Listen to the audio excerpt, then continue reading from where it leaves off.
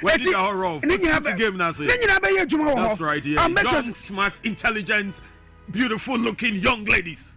Sharp. I have to know, we are very intelligent, sir. They are smart looking and very intelligent. So, go business forum 2026 no. A happy life. Good. A 3 days event. What's your say? Now this adinino, it's being spearheaded by the chief of staff. The chief of staff himself. The chief of staff the Republic. Himself. Yes. The Honorable Julius Deborah. The smooth operator. That's right. Obia sabi onye dede. Debbie.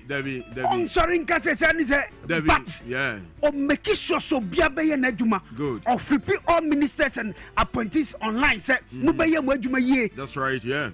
On kasa bebre. Debbie. So o siana o sia okrampo say wo hye na se no on fro say bia na wo ye na adwuma na so. O say minia. Sir. Good. Eti Julius Debra. Me di mama no Dr. Mpo. That's right. Dr. Julius Debra. Yeah. Only did this shati. Jochena ye nyina. Bibia. Everything is in order. Everything is in order. And I like the coordination now. Organizers no obia na or your participant. Yeah. Or part of the event biano. Yeah. You know, they are making sure say obia are well connected and well informed before the program takes off. So, and that's beautiful. The organizers near Boma Basso. One I look at the likes of Benjamin Suman, Benianti, and the rest of the team. No. Good. And there's one lady, Samira, good, yeah. Lovely. Yeah, honestly, lovely. The coordination here very fantastic. What's your say? Smart, young, intelligent, beautiful looking young ladies, no. Lovely. Oma handle events now. Bibia did not come Kwabena. Crack of Fidako.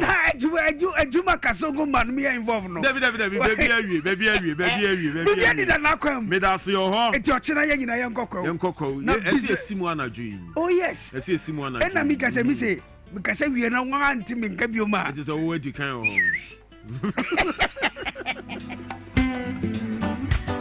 Oh yes, but I'm trying to nyami adumech na dear. Yeah. I mean for the Easter period, you know, over to the business forum exhibition. As any adi wabehu any so adi. Every crowd with me be share. I want networking. Oh yes. I want know it's an avenue of networking. With me be nya links be or high. With me abua business near adi. You know, you don't need to even be a participant and san wabaho. It's an open forum. Obi abet me baby. Ma ba be networking ni bibia ebi I want when me big man be a bit my Bishiano. Sir, this is why we a young guy. Good. And all your young girl. Who pe kunupa yere unye biye. Eye networking Kwabena tie. Obi tu nyumbi. Also obi yasi ne ye hu ye. Emum. Bibia to me see. Obi yasi o. Yes. Sir, it's bibia to me see eye networking. Come network. Gama social lady no esie. So ho. E ho no ne ne lie. So ho. Say wa war no. Enti wudi no betumi abam say Uba 2026 kwa business forum na se no. Who share young business lady no. And I say young business man no. Wudi ni kan business asem no no kwa oh sir. E na mu wi ase na fe ade ne tua so na timi abaya abakosem. Chale. I get networking. We need a horror. Networking, I like that, yeah. Eti bra. Baby, networking. Yeah. So ebia obi ti say mago. Yeah. Bia mago say unhia ne da. That's right, yeah. Mago so na so ye honom no e business. Ghana Enterprises Agency. So eti bra be hia mago. What you say? No ni nyankita. No ni nyankita wo die. So na bibi bia hia no mago ntimi kire mfa nkire wo. Eno no. So and it is an man nyina ka ho. Bra be connect na bibia nkoso ye mfa ma. Eti no banks beba ho. Oh yeah, banks beba ho. Other government agencies nyina beba ho. Omo nyina eba. Manya ne tempo say SICPLC nso beba ho. Yeah, GIPC. You know, Ghana Tourism Authority, ADB, KGL, CBG, Republic Bank, Serene Insurance, AFSA, Fidelity Bank, Ghana Enterprises Agency, Eco Bank, NIB PLC, Bawa Rock, Nutri Foods. Charlie, it goes on and on and on. The list is on end. All these companies are coming. What's your say? Business forum. That's right. You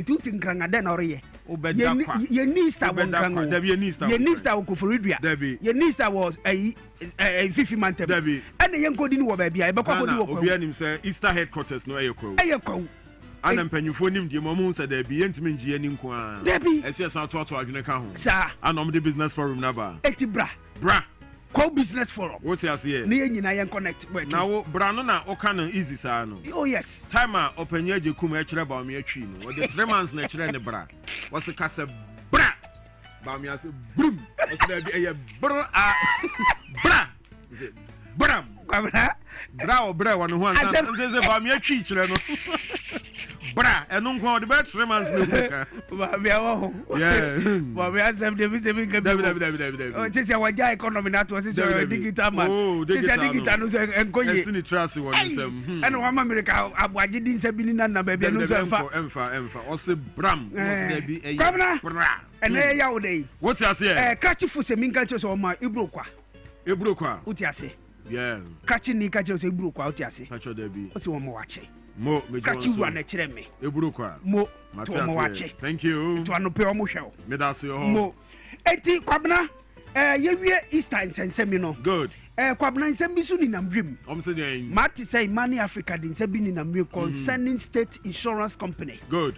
Say what mu say Kamia say abang ama insurance dwumadini nya sesi ane nyina eko omang no ahye enti wo mu say wo mu ntia se ndi won atwere petition bi akomo mampanyin se yenhwe ne yenhwe mu ye Kwabena mini won any problem bia se bia na wo be hu say private sector no so mu be mu a ebetumi aboa but you in this country the same Money Africa na mu wa ha and 8 solid years no na state insurance company no nyina ne nanto na insurance bibia no ye de akomo private company ba enterprise insurance sa need ni nyina ama no enu mo wo mamu wetimi ankasa na ne ye o man ni dia no state insurance company no na enu mom no egu na timi nyina ne nanto ye ene abangbia ba no de a certain James Ejeni Boating a solid lawyer who is managing state insurance company PLC ye man name no kase no ejina ne nanto ma all insurance claims obekwa koye wo hono mo claims nya ye twa no ahohare so na bibia ansai men ne hono mo ye attractive na Ghana fo hu say ye betumi akọ SIC PLC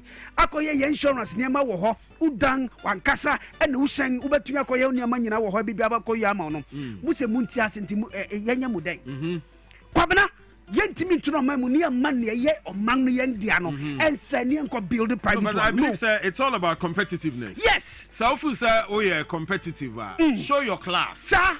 And also bid for some of these contracts. Sir. Because the SIC are attractive now. Yeah. It's because of the management in charge. Sir. During the SYL administration, they felt okay. Young farmer private entities and omugu SIC. Sir. But now buying for Fraba no fees obey to me a page SIC muna ya attractive na ya competitive. Yeah. Show your class and let's see what you have. We minim the enti as omubo ho wa. Namuni namo ko fasiga director general bem say. Oh Debbie. Debbie. State insurance company PLC. Good. Wong eno man no ya odia imagine say bribiesi e wo man mu ujedi say sa DDP a wo mu ye ujedi sanka banks na horo na wo gu no sanka bi your man ni dia ujedi sanka Ghana fo besu to the extent say former CJ be kwakoye demonstration every day be kwa finance ministry say Debbie esan say private ni no adina say eti ye hu directors no ma ye ntimi nyi sika ni fi won say this a state owned enterprise SIC PLC your magnedia because na said there be a kasa o man no aban juma no dodo na na egu sir enti say na aban bia ba no person o page aban juma ni mu fair enough sir because Kwame Nkrumah pension no na state owned enterprises and then they push the economic drive and then no you say public private partnership enti na no as ye jai bibia the ama private one but aban no so a responsibility to ensure say or no businesses ne be competitive sir SIC ya competitive e boa ma other insurance companies ne so epeja o mu medie mu say na state transport e competitive anka VIP enti I mean passengers need and no it's about time say ye be page abanjuma nim abanjuma nim so na e ma a bit of relief subsidy kakra bi ho discount kakra bi ho oh the private need be jo aboden no aban na gum kakra di amount enti obi abepe so oni aban ni be didwa more than private na ye kika na mu bubo companies bi ni ade more private company bi adi but in American say state insurance company good SIC PLC ejina won so enti adwumadi a James Ejeni Boating on any deputy MD any management any special aid sule no warrior no won tuaso nko na nimsa na nyani ankrofo bi bekwa ko hyehyɛ akiri bi a wo betututu aboaba park no so nunu e be dia emfa Kwabena mami fa daily graphic in fiase na no pay. Lovely. And na no pay daily graphic asem kesi odi aba no say unite to promote peace and love. Clergy charges nation at Easter. Good. And Easter yenge fiase no.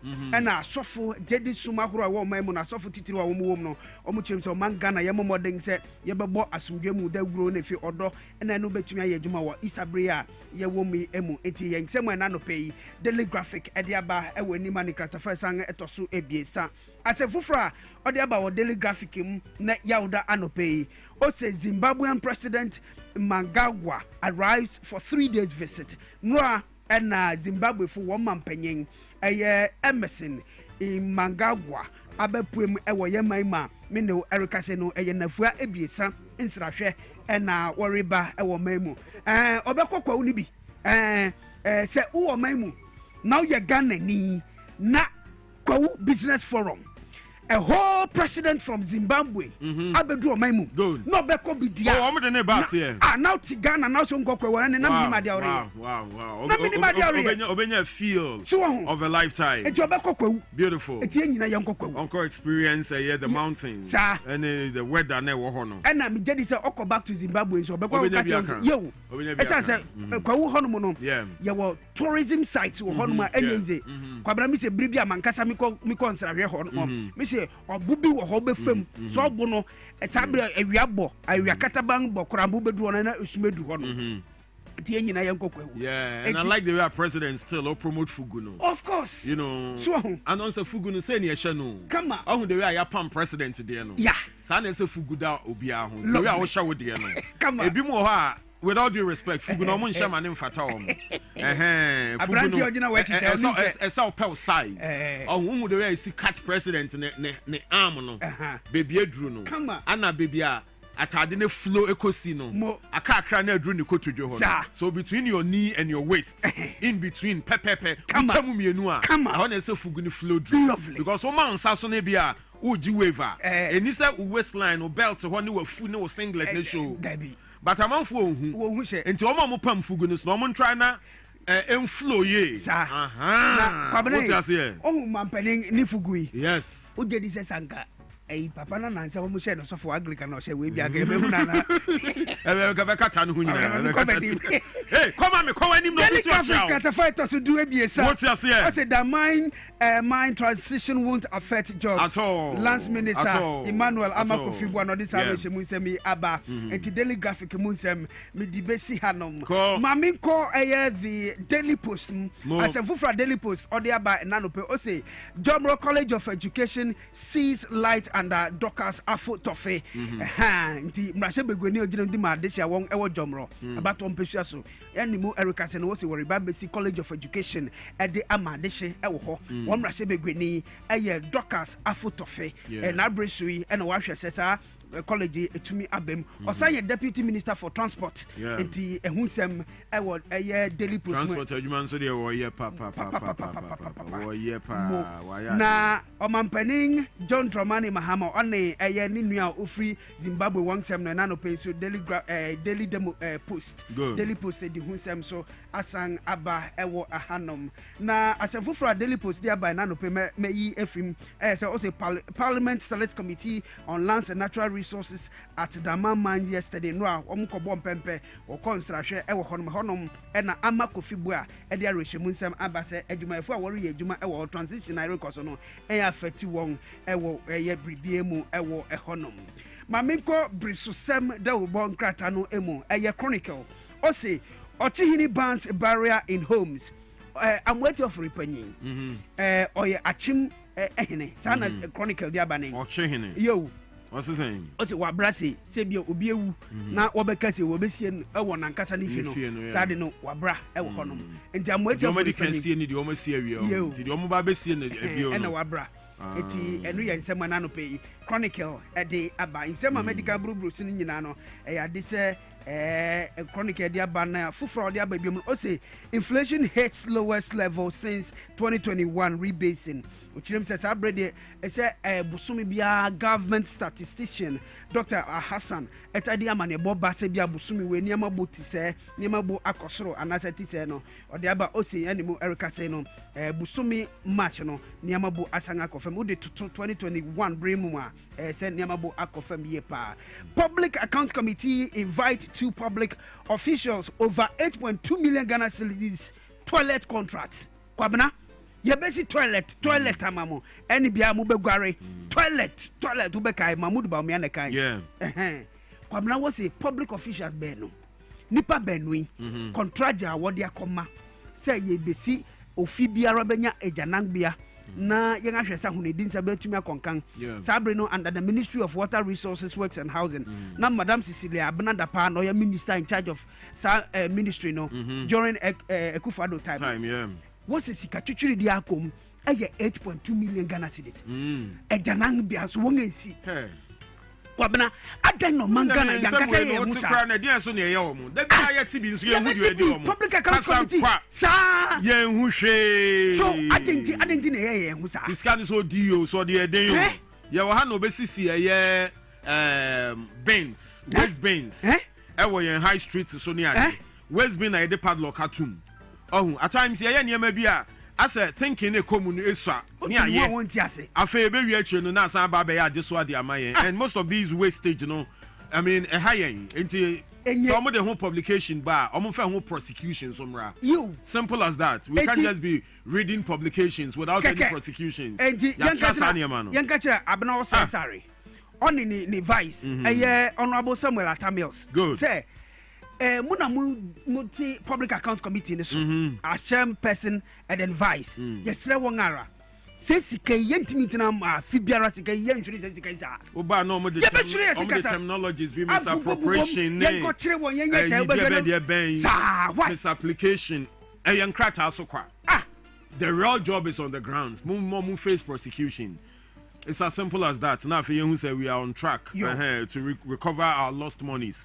Enya bibia ntina mo di ora ne ba ye manfa mo mani nyadwuma what you say mami nko overseer mu come on me overseer asema odi aba e wanim ha what you say sookratafato so biesa no o say Ministry of Education secures clearance to recruit 7,000 teachers Haruna Idrisu beautiful o your swafo hwe o magana information center that's a good move and wabo amana chirem say asoya wo mo hwe sikasem so no swafo das asoya na no o magana ya photo samfo Dr. Kasela to forcing achirem say akonya ba sikaba into onfa chere from pimeson 7,000 on recruit across the country titiu ebi enkoti etifidu mantem ani mantem anase mpotem ahoro a achere from pese wo bekọ honom yemfa bi nko na yenye niema betumi abua wona won so ade a wo bekọ akọkire no won kire ne yiye na mofra enye wo ho ti ase na umetua nsem tumi fa ne ntamapa efra eti Haruna Idrisu no wabo amane esa eti won wan secure clearance no from Ministry of Finance ye be recruit 7,000 teachers beautiful eti o se enche obebue recruitment and application portal eti yo kire ni no apply na banga fawo tititia no wakoye ju omo fa next for so de animal sa asem fufra ena no pay overseer edi aba no o say Agricultural Development Bank ADB yanimu Erica say won to a won etua taxes akura wo se won tua ninya won etua ni nyina wo wie ni nyina chi no mfaso a won anya 367 million Ghana cedis wow taxes actually won etua ni nyina no won am make profit that's beautiful and this is under the leadership of Ora Edward Atusapon aka Asab yes papa yi me say bia odi papa be ko bia no excel what you say say ban say so me meliji media house maw Atusapon my goodness what you say papa be excel me kai the first time XYZ about number 1 now offer me Asia airport city or fly me from Kumasi to Accra ni Asia so I know say Charlie matonka too much now so recommendations near so huge and I want to work with you I want to bring you on board. No, I'm saying, boss, I'm all yours. Na enokra na amfa no. Enumpo. Ehun jekodi di kra no. Charlie, the man is a guy. So the man is a guy. Ato, but say obey ADBC you know. Mayantonka. But Mienshia, your frawafa. Now there's a lot of job to be done. What you are saying? Eti ehusem ewo overseer mo page 3. Na mama said this week Crown was his birthday. Yeah. This week was his birthday. And I wish happy belated birthday, happy Mr. belated Tusapon. It's all yours. Boss. Thank you. As a full friend the overseer at the Abba. Kwabena Ase. Public Account Committee summons boy over 20 million non-existent parliamentary hospital. Unimoko boy. Oh yeah, former Minister for Health, former NHIA boss, young man, very energetic, charismatic young man.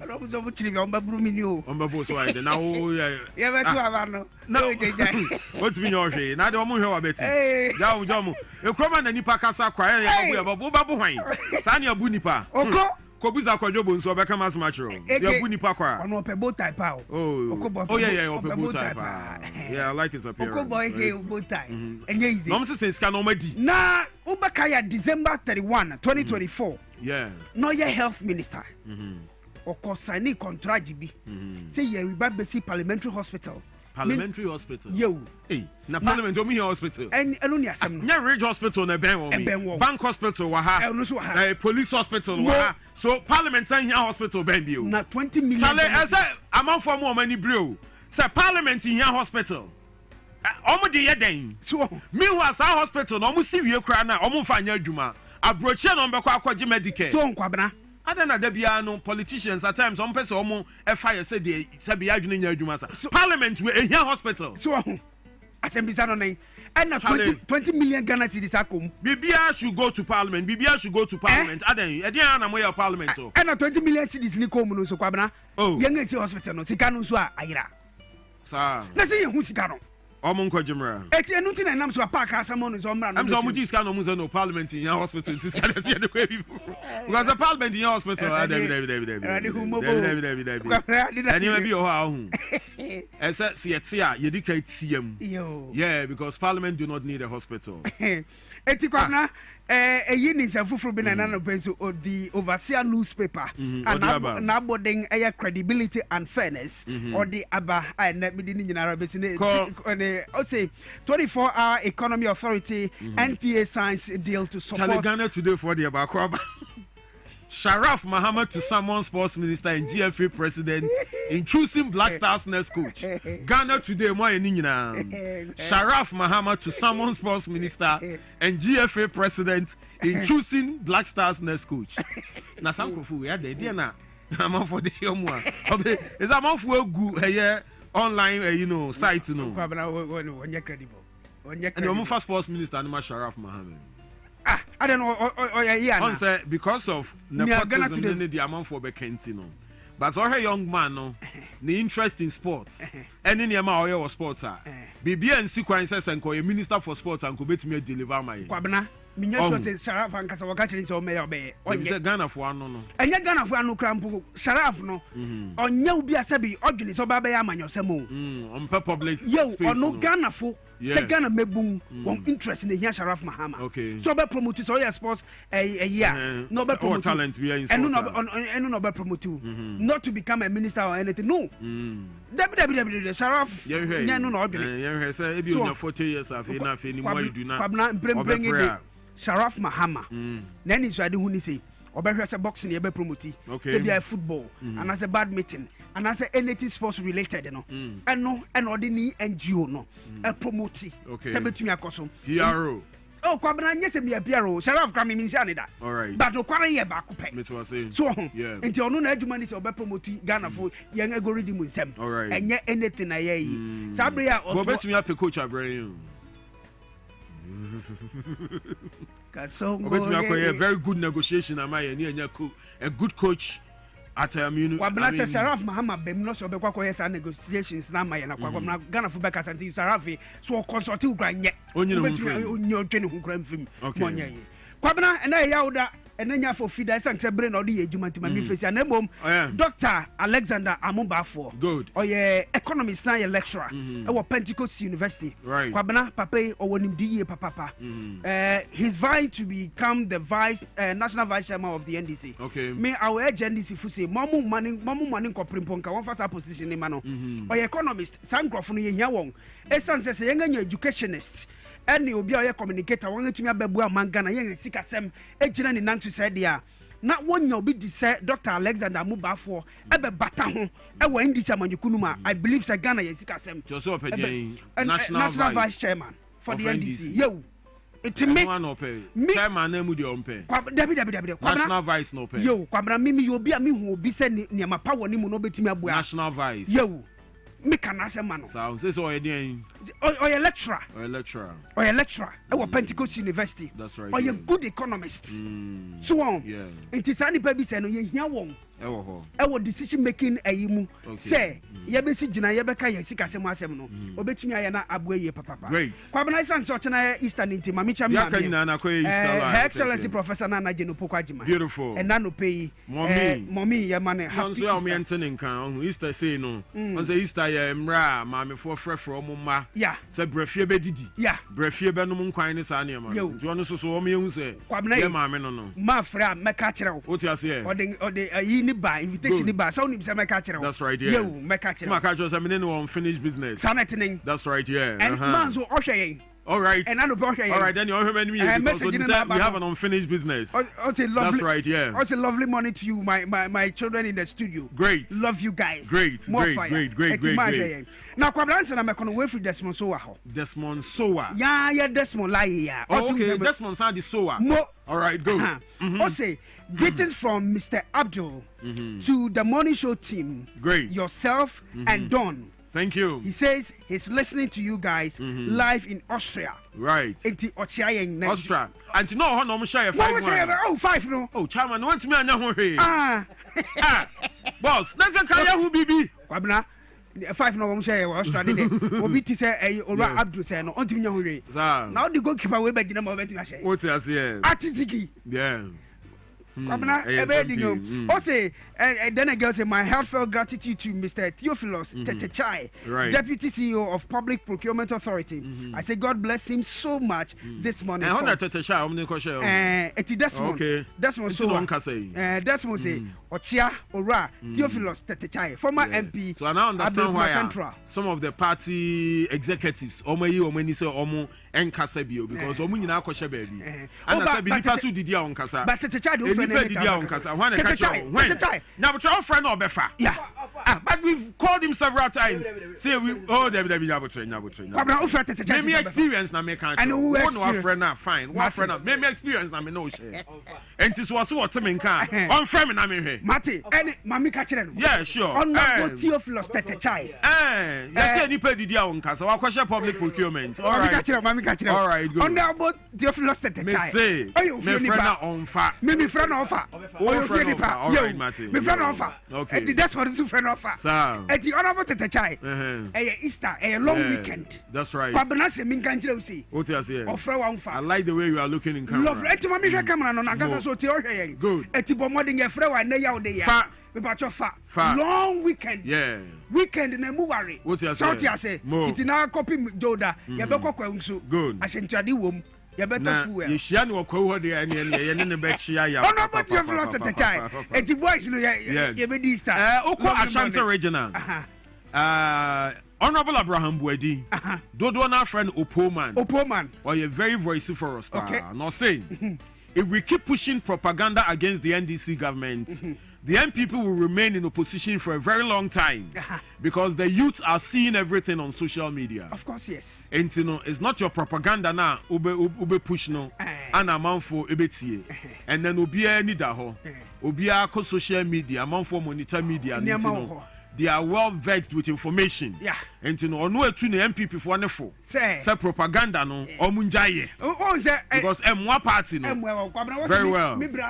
Thank you. But I Dr. Franco Amakuhine. Good. What we are painting, no sense. Only say, all my students, all my visual arts, no. Or some more home accounts. Yeah, no, I'm more for I didn't. Do the Minister, so they say what tribute. So, how much more for phone now? Are serious? I said, Urawa, and Yama who you're painting. Yeah. And you're Diana Noah. Yeah. And Yasa.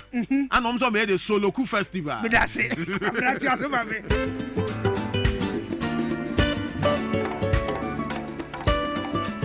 Yana Accra Kofida Kwansim Pamchon Yami Aduma Monday, Easter Monday, it's a public holiday. Sadano Medimosis Clinic and Prostate Center say Mo Efre and Crankran say what did you go Easter Brana yen show up with the home semen and from our what's in a bit free. It's a free health screening and a Medimosis for a year. Afofida biano omo ye e de boayen omo say ebrewe mu so no omo de bi eba on Easter Monday na omo aye omo free screening ni bi e de amaye. Omo say you take advantage of this opportunity to check your prostate health, your fibroid, your blood pressure and your dental health. Ebeko so e Medimosis omo branches omo e wo Ghana ha. Omo branch ba ko dental barrier new site and cry ha. Almost our branch or ministries, ASL building in Accra, Kumasi, Omo Ahinama Kokobe, and Afi AJ Kojo near the school for the deaf. And also Omo branch or any of their branches are any Subiano on Monday, Easter Monday, public holiday. Now I'll call for that free screening. Pamcho, Untiashi, free. Now they will home Ajim. Your health is your life. Do not just celebrate it, protect it. Medimosis phone number no 0244 068 447. 0244 068 447. I know your Medimosis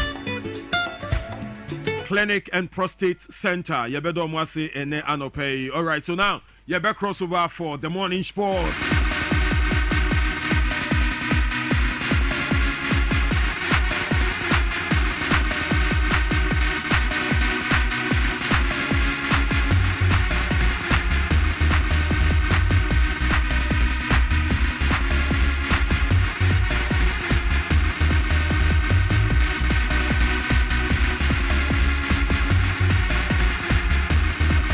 So 18 minutes after 7, I have Power FM 97.9. We say power to the people. We also live on TV XYZ. The more you know, the less you worry. Ebo Taylor, that's the same. Bibi Aboko there. And the Jinam Deba no Fashiami. Ebo Taylor. Don. Bibi Aboko there.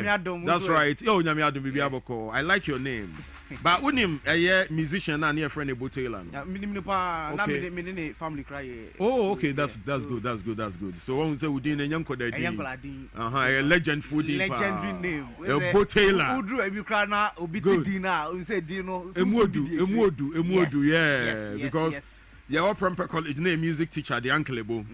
And Taylor neso no. Wa young on idea of Ghana sports muso so Charles Taylor. And you deem you no dear, a Bonnie Taylor. No, Yantunasi. A boom one letters any a bombshell pa.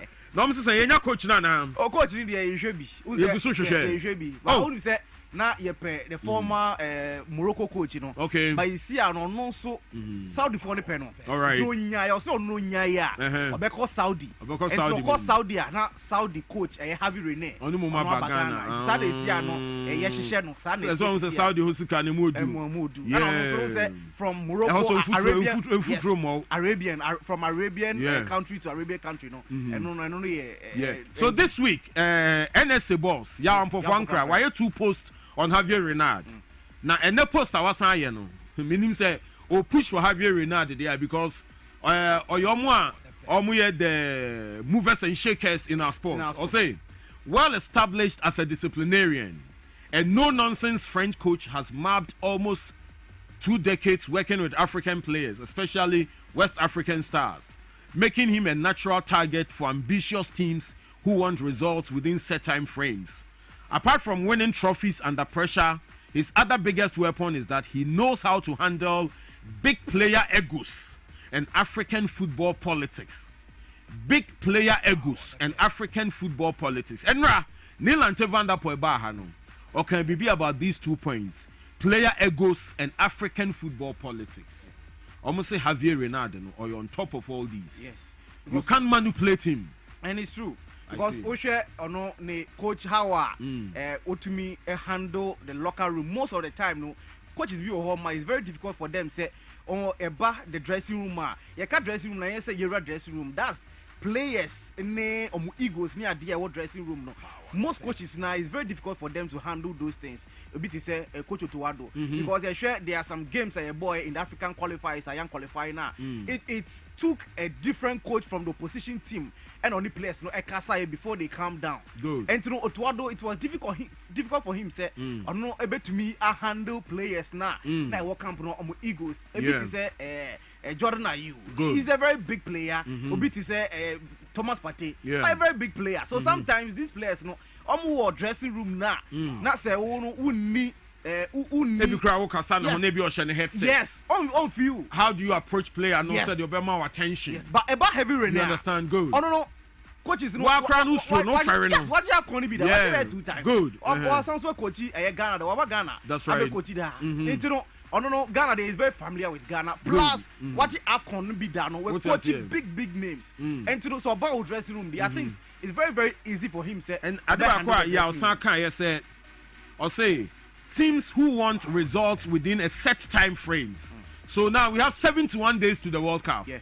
And within 71 days, and we're not Neil and Tevanda Poyaka, so coach Oban or magic now. But this is a coach per the records, say even if it's a month to a tournament, now high now. On the way around that, obey I recruit the best, train them so that they meet the time frame. Now if you could deliver at the amount. Prophet Tibia Casa said, Otuado aye no. Ghana about 3 matches per World Cup. Wabasha said you money man e bobu. Wabasha who dey sorry them football left ahun ben. I know where you from because most of the time if the prophet and them football ma eya dem fa. And I think say coach na oba no for prophecy nya adwuma ntin we munyi mani. How mu from asem nko sa coaches ne so. Don't believe in your prophecies. Yes, say about prophecies near there. Then everything I can say. Then Arabian countries now called World Cup. They are called. What you say? Because the bus are there and they enfa. So 2 coaches no say yeah I omo. Yes. Walid Wagragi any have you Rene. All right, yeah. Per information airba no. Walid Wagragi Saudi Arabia. Okay. Into no so no say Saudi Arabia e fa no we are. Have you Rene be jobless. Okay. Na Ghana approaching. All right, beautiful. Lebote lights ready with the morning sports. Yeah, the Codista no take us away, Yanko. All right, turn up pay so our Jumedius, you showed him now. I couldn't win some Saka, our Finsam. Now, in Samuina, I don't Samuina, and the Abro, our Dwabo Ase, and no pay me producers, Roger Mano, the sports monarchana, Kojofos Fundy, Minsumi Din here, the book. Tell her, now UEFA Women's Champions League games and Dry Corsino. And on some yet the Ebro Samson a room award Italian footballer and some a room out hold on so a Yagrokra. Samson a Belgian football and soon a car. And also on some at the Ebro and Ra former sports minister Van der Poel. Eberemu ewe fear and also somebody to Janom and on some ya the bro ya sha send the name remo na Janko Emano omo Champions League and draw omo boy na Samson and the games Barcelona for who resource and fixtures ho ni na emfa amount and city and draw Chelsea Emano etna fie echi Arsenal the Gunners Emano album ekabakwa omo to me Anthony we no na aggregate no I 3-2 in favor of Arsenal qualify after the next stage of the competition. Sanso and a Bayern Munich and so Emmanuel Etnafie Echi Manchester United and so Ebomo Ekamienua Amusuno Amutumi Etimu back home and so you no na aggregate no and so I 5-3 in favor of Bayern Munich and Mano and then so the games are Barcelona say at the city Barcelona Etnafie not on Real Madrid to me at the Apim so first leg na Barcelona FC Barcelona Echi Real Madrid Ebomo Eka Ensia Real Madrid etumi etimu mienu omu wia Lyon and it was back and so ebe to me Eddie Esieni and also first leg etumi Barcelona was back actually Lyon Ebomo Eka Bakwa Amonso omo to me Anthony way a women's Champions League no near air course ahwa and no pay yedon sem and so Eddie Ebram Lienfro na Yenko Emirates FA Cup way a English FA Cup no and also over the weekend games kakra ebe to me abaso that Saturday and a games no chance here na I don't know Manchester City omo tinafie now Liverpool you never walk alone Eddie a win time so omu ya Chelsea the Blues and so at na Stamford Bridge nominate Port Vale and so to me Apple Southampton and so at na fie na only Arsenal the Gunners Eddie a win time sounds so that Sunday and so on West Ham United only Leeds United and so ebe to me Apple I don't say munya and so Eddie Emma our Jimenez young La Liga na young fixtures I don't know over the weekend ebe to me Abasono and so dia and there and I said now Real Vallecano omni El Shea and ebe to me about that Saturday and so on Real Sociedad almost Nafia normally Levante Eddie a win times sounds and a Mallorca and then Real Madrid ebe to me about Real Betis and so Eddie Espanyol de Barcelona and so Eddie ACL omuya na Atletico de Madrid at na I wonder Metropolitano no matter Musa Eddie Afre FC Barcelona ye room our that Sunday and so Edia Getafe any Athletic Aya Bilbao Sansu and na Valencia almost Nafi normally Celta Vigo Eddie a win time to Real Oviedo and so any Sevilla Ebewo Sansu and Deportivo Alaves and so any Osasuna and so Eddie a win time Sevilla not Girona and so any Villarreal and so etumi aboye ko the Italian Serie A no and so dia Sassuolo omni Cagliari and ebo Hellas Verona and so any Fiorentina ebetumi abo Sans and Lazio and so any Parma and so ebetumi edi another Sunday and so no Cremonese and Bologna Pisa and Torino Internazionale Inter Milan omni AS Roma and ebo Sanso and Udinese at Nafi na oni Como edi awin time to Lecce oni Atalanta and ebo Sanso and Juventus and so any Genoa and so able to me Eddie the last game for the Italian Serie A and Napoli at Nafi now at Tony Sa Eddie Afre AC Milan na bibia and so akosie and so he called the German Bundesliga and so dia Werder Bremen omni RB Leipzig and Ebo Hoffenheim and Mainz 05 sounds on a Freiburg and so at Nafi na oni Bayern Munich Eddie a win time so Borussia Mönchengladbach omni head him and Ebo sounds at the Bayern 04 Leverkusen and so any Wolfsburg Eddie Ebe Sierin Hamburger SV omni Augsburg and Ebo sounds and Stuttgart and so any Borussia Dortmund and so any SCN quarter Sunday and so dia Union Berlin any St. Pauli sounds so and enter Frankfurt at Nafi na oni Cologne Eddie a win time so ya call the League 1 mu and so dia and no the French League no and no na Paris Saint-Germain only Toulouse and Airborne sounds so that's Saturday and so on Strasbourg and so any OGC Nice Stade Brestois and so any Stade Rennais Lille and so any RC Lens sounds so and that Sunday and so on Angers omni Olympique Lyonnais Metz and Nantes Le Havre and so any Alger and Airborne sounds and Lorient at Nafi na only Paris FC Eddie a win times omuwia na AS Roma and so any Olympique de Marseille and so etumi about the games ebetumi akoso over the top European leagues no say NCT and also no another pay you don't semi nyina yedi emma ewo Juventus yanko Chelsea the Blues akachi enra and I'm paying for Eddie by say Chelsea in omo history no omo ya abakwasem ya say team ebetumi abo season awie and say season no ebekoso omo eboka no Chelsea and I abakwasem and so England and Montreal na ye basika Chelsea etumi ashwe in the 2025-2026 season nimu edia na through 262.4 million pounds and no any sika Chelsea elusu in the 2025-2026 season and also ye di mom and so why do ye di mom Jimenez yako Roberto Di Zerbi and so akacha wonim say ono so no ye Tottenham Hotspur and ra and officially omo unveil no say ombra na chae Tottenham sisi ano season na enko year omo ko relegation ombra na omeyi omo enfree relegation na omo ko no Roberto Di Zerbi e buy no 5 years and I'm paying for Eddie Amano say ombra na ye Tottenham Hotspur team no ometumi embo omo no 5 years omo de Emma Roberto Di Zerbi no and fans no ebuafu pa say team a ye ko relegation adenti and I won't sign a coach and I say won't sign manager over man 5 years now in case now you call relegation now next car ye betua Eddie Amano and no ese effort now way and I'm paying for Eddie to just say only say Roberto Di Zerbi a very good coach and to mo share him say papa no and you ohia bia no metumi Eddie Amano no me so otumi e coach team no na bibia enso akosie na brand any Eddie Mano Localetti and Locatelli ono omuhwe nim say next season in case na Tottenham Hotspur omutumi every relegation no omutumi maintain omo ho na omutumi ebo the English Premier League next season a omutumi akofre abrante din ede mano Locatelli aba no betumi aboa ma team no so bibia enso akosie enso edi amomo enso ye ko Italy enso akatia na izia no onim say 2026 World Cup a year bo our US a year Canada Mexico no man qualify ankobi enti no 24 edi atoja say omo eye efe no obia omu bia ye kan say eye coaches players the Serie A Serie B Serie C Serie D ni obia owo mu efe no mu nyina eba na team no anase country no na how mu say sisia in the last 3 World Cup ya boy no oban qualify ankobi no omo hwani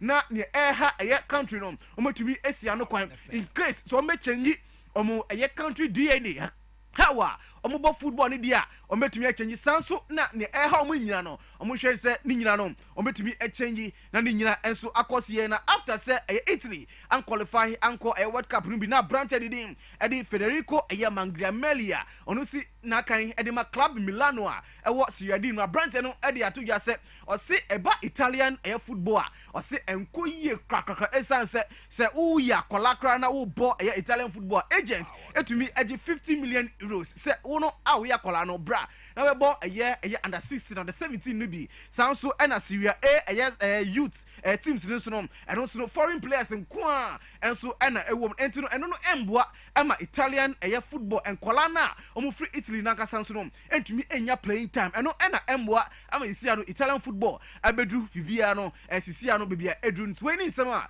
eno so ekoso Italian football yedimu ensem yade ema yenko Belgian FA den hwe no so no ekoso ho a yeko Belgium a onim se zia no 24 de atodwa se Belgium omo de kapa 8 million euros any debtor eno so no omo FA no omotumi enya wom na sisia ya yeko 2026 World Cup no so man bom ho moden no anko dru quarter finals a na no de be dim pa na sika even players no yeti omo kan cry better so na mi nyina ha etumi abafom weni sema no so no ekoso Belgian football mu a eno so yedon sem nyina yadi ema yemra fie na yenhwe no so no ekoso ha dia na unim se enra former sports minister honorable Edwin Dilante Van der Poel ebepiemu ewo efia na ye no edidi nkomo efa Blasters of Ghana ene Automotive ye sia no ye yi ni ba kwa ma no se mombra na ombe ye head coach emfa ema the Blasters of Ghana biom na we ana ebisa no se ye hwe Automotive terminal ye de esakene no eya na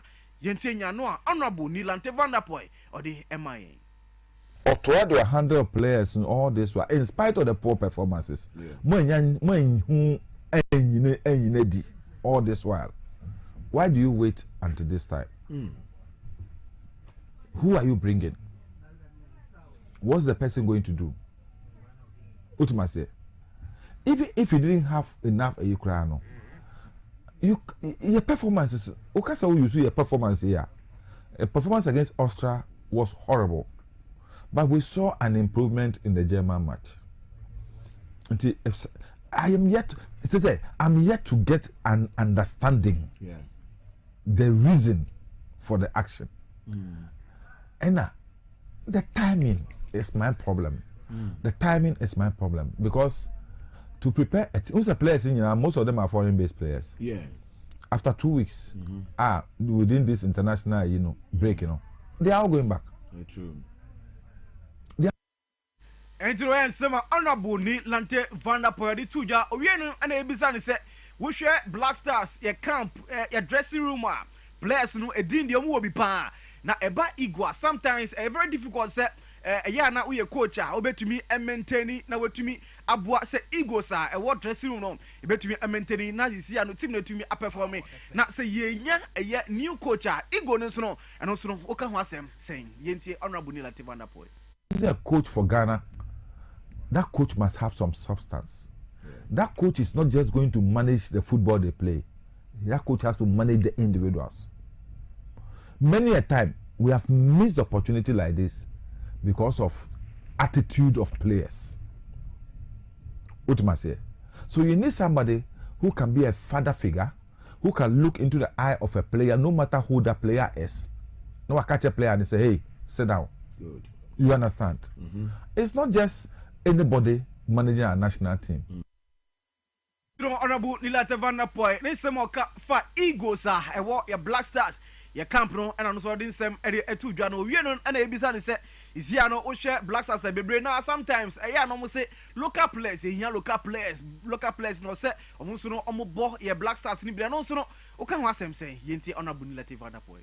I don't believe in any of the two propositions you have made.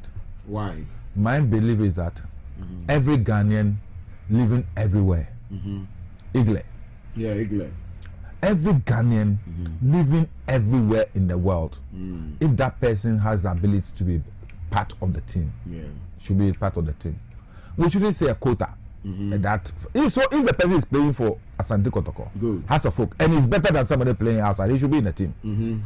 Don't make a quota until by force. If say you have 5 local players, Benjamin Sari is a local goalkeeper. He has proven to be better than Artizigi, so he's in the team. And yet because he's a local player, that's why he's in the team. He's in the team because of his abilities, because of his competence. You understand? That should be the case. That is why I'm totally against those Ghanaians who are saying we should not invite people like Callum Hudson-Odoi. Okay. My brother, do you know what Callum Hudson-Odoi can do to the Black Stars? Do you know we are going to play England? Callum Hudson-Odoi has been playing against all these English players already. He has been dribbling them right and back. You understand? As soon as he wears our jersey, that English player is scared of Callum Hudson-Odoi. He knows his abilities, so it will limit his performance and give us a psychological advantage over England.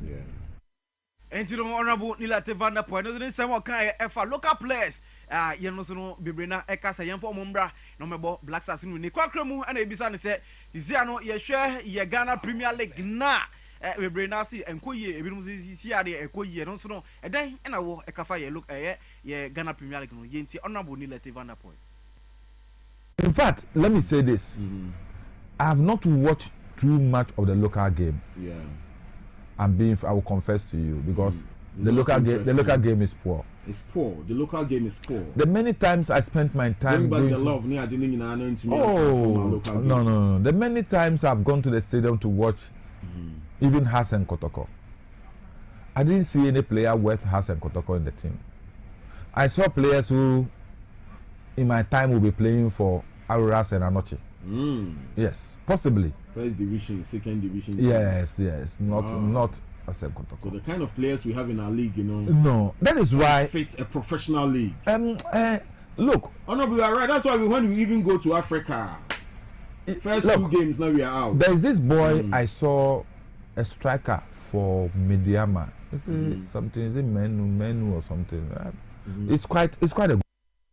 And to know when some honorable Nilate Van der Poel, former sports minister, Andra Obirium Ofiano, no sun koma, Edi, no. Yenfri Ohana, Yanko, former Black Stars player, at the hands, Edusapa, no Sakasakra, Eddie Afa, your white kappa, Yakon Samson, to Ado Yasakano, and the Black Stars, Wakasa, Eddie Afan way, or the two just say, Rebrena Ekase, as you see, Black Stars team, Siciano, as some more deep pass, and some more players, as saying, Omo Mokobo 2010, a white cap way.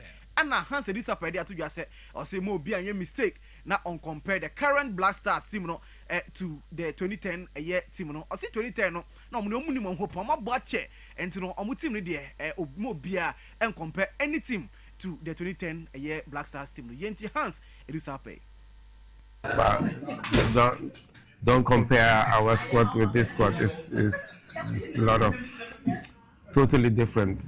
I think our squad was like players like with more confidence, more experience, bigger players, and I think also our team was also like playing like I think 3-4 years more together. We know each other and we know what we can do. We know our confidence. We can beat every team. And that's why I think it's different now. The team didn't went to the Nations Cup. New players are coming. There's a lot of issues about coach, about players, and there's so many things going on. So it's not easy for the whole team, for the players. And you don't know. We don't have like already like 11 or 12 or 13 player where you say, oh, this could be the team. So because of also injury is coming, and that's why. And to the way some hands this up the two jar FA World Cup and also ya kon we and you bizarre say sisi ano Ghana your most difficult game ebebo World Cup no eno ne team ben or say Panama no bebre na say Panama no easy, but the most difficult game Blacks ebebo no Ghana versus Panama no see intini se makafa. Yeah, it's I think one of the most difficult group from the all teams, all groups, but still, I think everybody is saying like we need to win against Panama. But I would say this is the most difficult game because everybody is thinking we get the 3 points, and then against England and Croatia, we need 1 point. Then I think we will go to the next stage, and playing against England, you know, is the competition, so everything can happen. And England is, when you see England, it's difficult to play against them. They are beating everybody. They don't get a goal and this, but England Ghana is still different. It's different. You will see, you will feel it, and when we are there, and I think 4 points of this group, we can make it, and then you can see what happens. And to know where former Black Stars player Hans Edusa Penny Sama Okafa Black Stars one, and so another pay among the young Ghana Premier League. Is here and some Eban say, oh, United say Ghana Premier League be able to or say in Siwa. Almost say Omun to us with a sunset. Omutim no is here on Omu who some come anymore. So Omu come with you. Now Ghana Premier League Naga 724 at the ban at the home stadium. So and to know said this weekend Crano, so we are home stadium. Omumbo El Hobium Sanso and a bar a referee near the idea almost shot. And also enquire Nuntina team no so Deno and Nuntino Monomo catcher a year in Penifua. More Ghana Football Association. Omu manage Ghana Premier League and say, he Omun Twaso na a Ghana Premier League no. Uncle Nimbium Entino officially United Sian Cantrom said Omu Yom who every day 2025-2026 Ghana Premier League cost on a bonus Simon ya the ban Everton se be suspend sounds so games are akani no 3 pointer omo ya bejini nyina e de oppositioner and omonium ebobon winning some so ekoso e the Ghana Premier League no ya de hunsem ya de among the young father Easter first games for match day 28 and also our Ghana Premier League famu amount there na e ochina na games no start na Socio Stadium no 11 wonders omoni ho United ana ebo sanso na that Saturday and so no Bechem United na fosu ejabo park na omoni Diama Sporting Club at the win times we be any Gold Stars and so na Dance Park normally Nations FC abo sounds and a Baseka All Stars and so any Kerala United Eddie ACN our AAK the second sports arena Bando Heart of Lions Etna Bando Stadium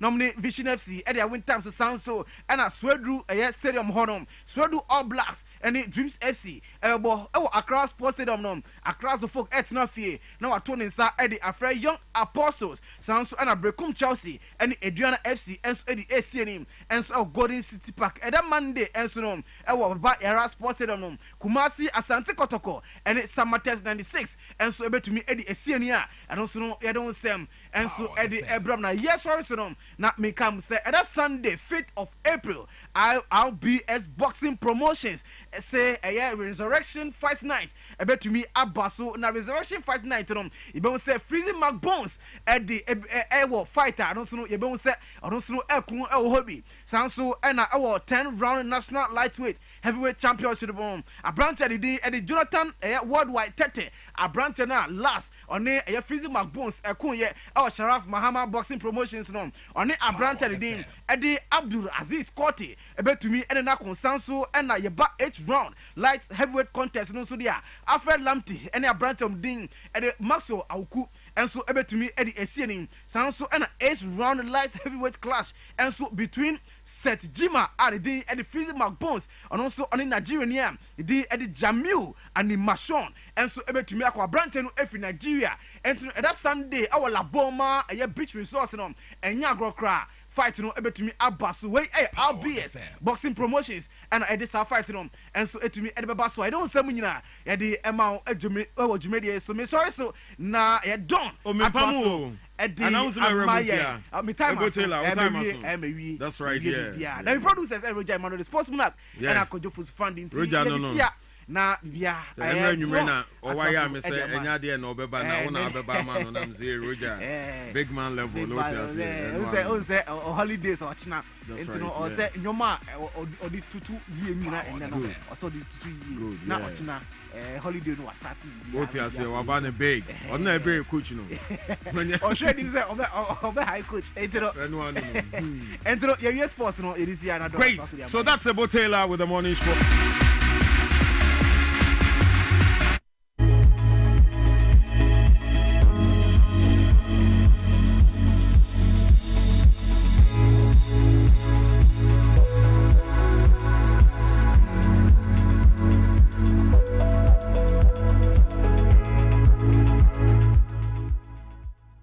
Brebo eye adwumada eboa eyam aduane eboa eyi insa free ni peduane na eboa woni pedua ma etena ho yi nanso wonim se niema a yedi na yenom timi ma brebo ye adwumaden sen pote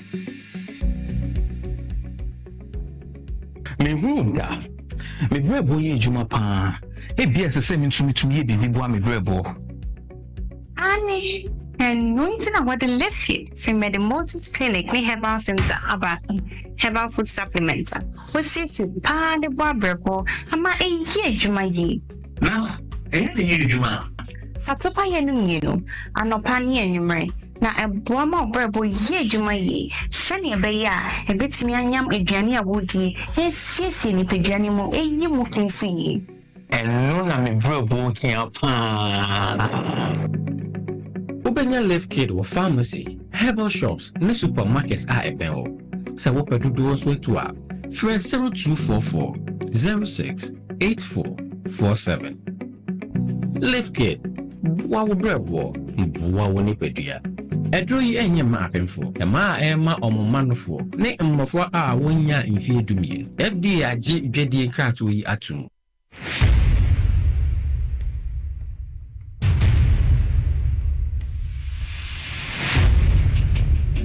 The average human body mass should have at least 60% water for optimal performance in any physical or mental exercise. We can help you maintain it naturally.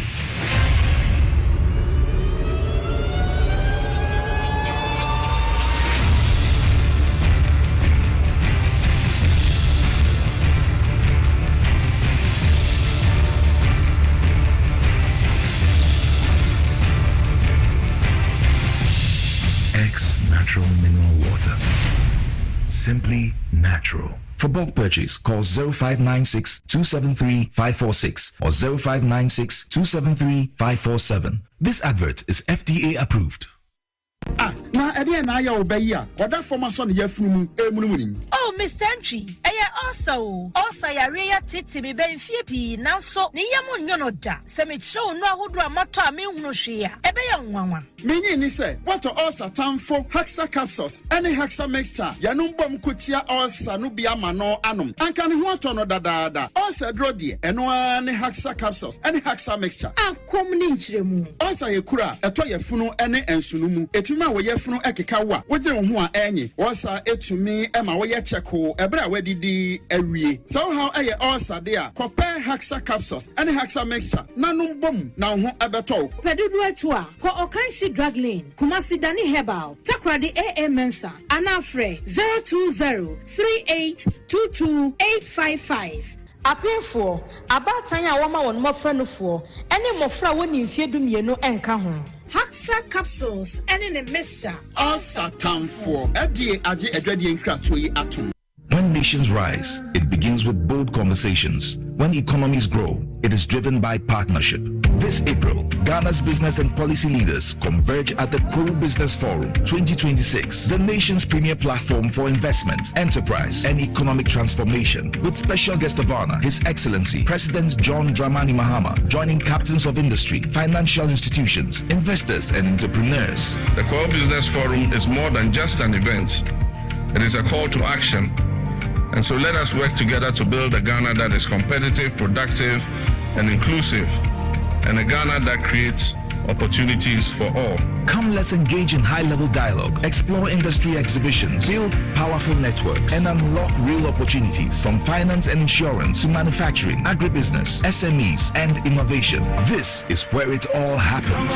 From the 3rd to the 5th of April 2026 at the Kwo Convention Center in Praeso Hills. Go to www.kwobusinessforum.com and register now. To register for exhibitions, call 059 555 5885 or 059 555 5995. Pro Business Forum. Connect, promote, grow.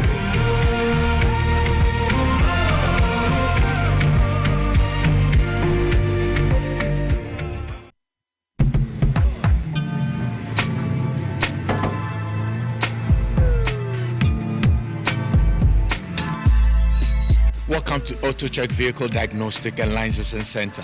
I hear my car can be checked here without going to Accra. Sure.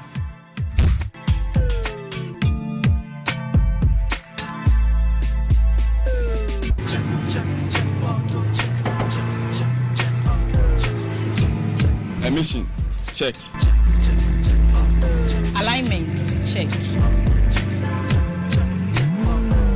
Brakes, check. Visit AutoChecks at Koforidua Aquadrum Road for the roadworthiness of your vehicle, from saloon cars to heavy-duty industrial vehicles. Madam, your car is now ready for the road. Thank you so much. AutoChecks, check. AutoChecks, your safety, our priority. Check, AutoChecks.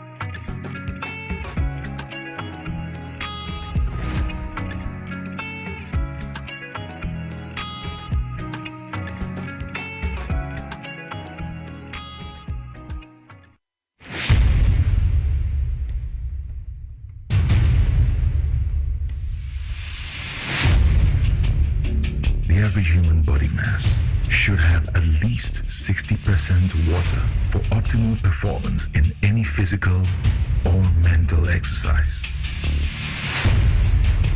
We can help you maintain it naturally.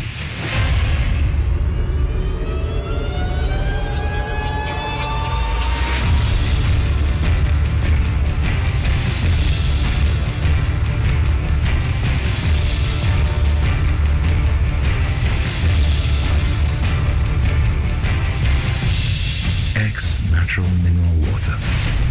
Simply natural. For bulk purchase, call 0596 273 546 or 0596 273 547. This advert is FDA approved. When nations rise, it begins with bold conversations. When economies grow, it is driven by partnership. This April, Ghana's business and policy leaders converge at the Pro Business Forum 2026, the nation's premier platform for investment, enterprise, and economic transformation, with special guest of honor, His Excellency President John Dramani Mahama, joining captains of industry, financial institutions, investors, and entrepreneurs. The Pro Business Forum is more than just an event. It is a call to action. And so let us work together to build a Ghana that is competitive, productive, and inclusive, and a Ghana that creates opportunities for all. Come, let's engage in high-level dialogue, explore industry exhibitions, build powerful networks, and unlock real opportunities from finance and insurance to manufacturing, agribusiness, SMEs, and innovation. This is where it all happens. From the 3rd to the 5th of April 2026 at the Kwo Convention Center in Praeso Hills. Go to www.kwobusinessforum.com and register now. To register for exhibitions, call 059 555 5885 or 059 555 5995. Kwo Business Forum. Connect, promote, grow.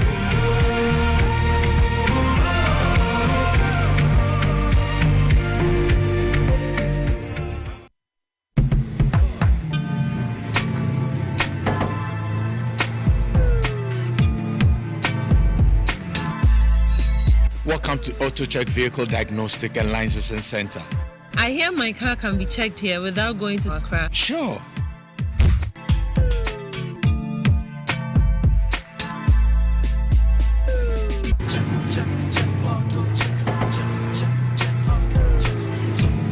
Emission, check. Alignment, check. Brakes, check. Visit AutoChecks at Koforodia Aquadum Road for the roadworthiness of your vehicle, from saloon cars to heavy-duty industrial vehicles. Madam, your car is now ready for the road. Thank you so much. AutoChecks, check. AutoChecks, your safety, our priority. Check, AutoChecks.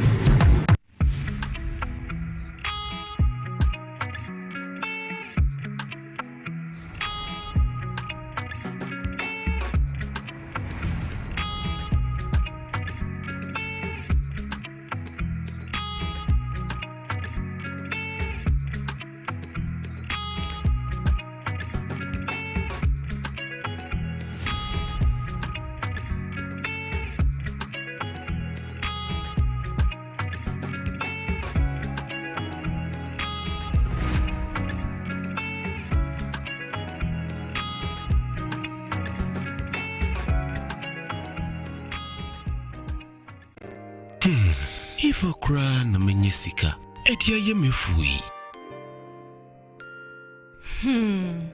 Ehin fa pa na menya bosia, edia tre medwuma yimu. Kai kra mabre, mi ye bosia ato taxi fufu. Suhum Rural Bank. Suhum Rural Bank.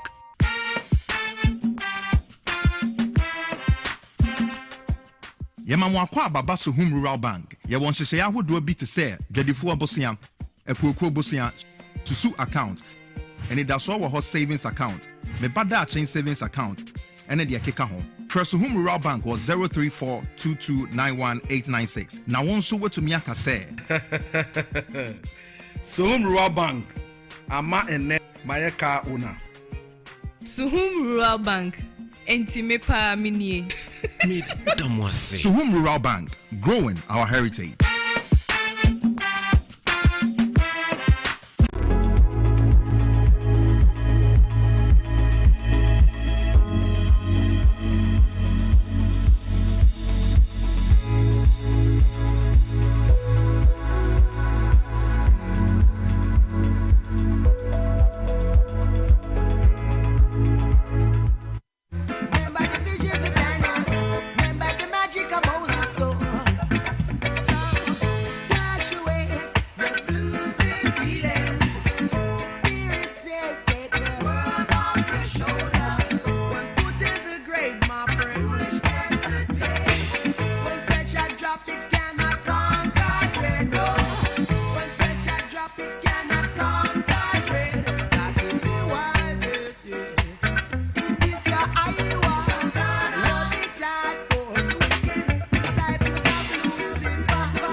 My catcher say Kwo Business Forum ne baso Easter ne so baso and today we know yeah the Kwako Easter what you say we ain't stressing ourselves that much. Yes, holidays around the corner and so we need to put some action into the ocean. That's it where. Good morning. Nah, driver for instance say the Kwako Easter no. All right, and I no pay no. You no drivers no will be can. So a couple of weeks ago, drivers neighbor ha ebebo aban na baso. Say aban no ahwe amene no fangu ni gina ye. Na mmom say aban no amene ni ana ho. Na wiase aman so no say ebo ni peja. Na say etreba Ghana ha so na Ghana so de ni peja de a. Ene ene nyobi documentary. Bo siakon. Wo saikon ene asamaranko. What you say? Intina no pay no. The near driver for anybody in come. So, your true drivers PR Alabama, the famous Alabama. I know the what's not say we in studio, sir. Anna Williams, so say, Willie, president of the Concerned Drivers Association. Yanko almost here in our face. Good tidings I bring you. Yeah. A message to you, my friend. Yeah, has a message man on more than my nano pay. Already abandoned my Indian and says a mupeja cost rocrana. Or the Shishay Guaquemua, a bit to me up why and near to me high. And Nano and Shishano exercise. Yanuan Ebedis uncle and Pamcho Energy Commission say and can share electricians what Ghana high electrical wireless. No, say dear Bay no a comma warm, so we electrician. And now we're into electrical wiring. May June certified electrical wiring examination a basso. And into normal the Hunch no Ababe dying and say Yamodero. Now Ubi Biara or Peso Cosa and Troyano and Sorano and Tronibin. What shall say Abuano? What I say? I'm sure 4 categories normally and Sorano domestic, commercial, industrial, and inspector category. We free energy commission on neighbor. Almost will be our person on social media beyond the job and so become more online portal. Now, no online portal no GhanaWiring.com. GhanaWiring.com. Now, if we scroll down to the bottom of the page, we click on apply. Click on apply. A big yaba. Now, no what select a category, whether domestic, commercial, industrial, or inspector category. No.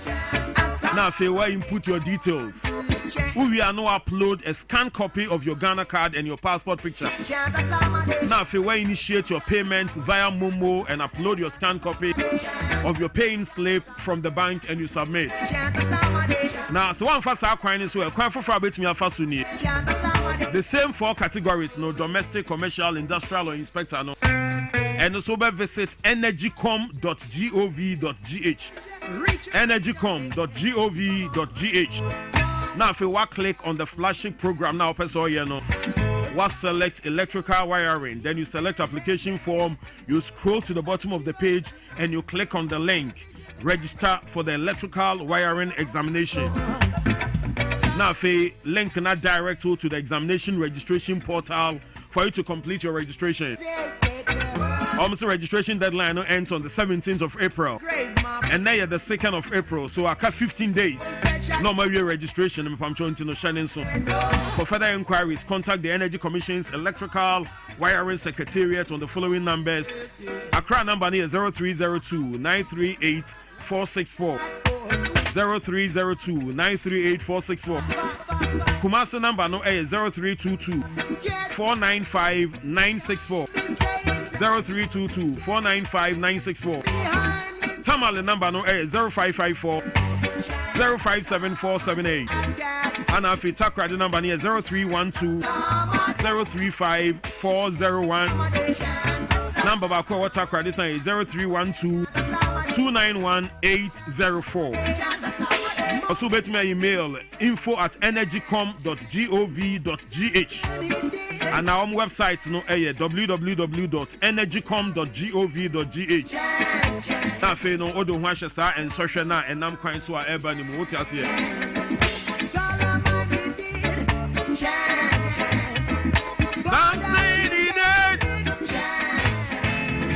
All right, and I no pay no William Ase Willie ewa homani so. Willie, good morning. All right, Yabema Akwaba. Yeah. That's the same. Good. Yeah, that's the person now no pay no wabana. Ya kwako di Easter no na minim se anka Easter de nka enema mu heha ye na obi asoma adwono na afei no ya kwako di no asomdwem Yesu wo sori enti nanso so no em se yete asem ho so now and now no pa me ba a JP me hu 13.97 for fuel. Me ba manim kakra na me be hu petrol sol petrol source so net da 12.98 ana me be hu I've forgotten but okay wa ha eno so ni ade but enei no ayam hihye enkomo na mode nam ana say kokobo na mode nam ana say rehemu na mode nam wona aye na chia me mienti o yo dedo ma yanda se na yanchia atifu jina thank you na also ye be invite o unim say ye nua asuna banana redu na birthday good me hu ya mpa na eno fa ho a mo na wotwe ye wie ye memreda wanya no ho kani oh memreda we ye koja no oh beautiful venu ne de ntimi fa ntudwa ene ne zenka drivers ebeba ho de anka mutumi so ano drivers ne de ebeba na de ntie fa venu no ntudwa no woti ase wo ze ye adwuma na ye ne mba na ye meti ase ye wo station go oh lie nti ya be wa mantemo a good obeba na ewie me no ya dwen asno ba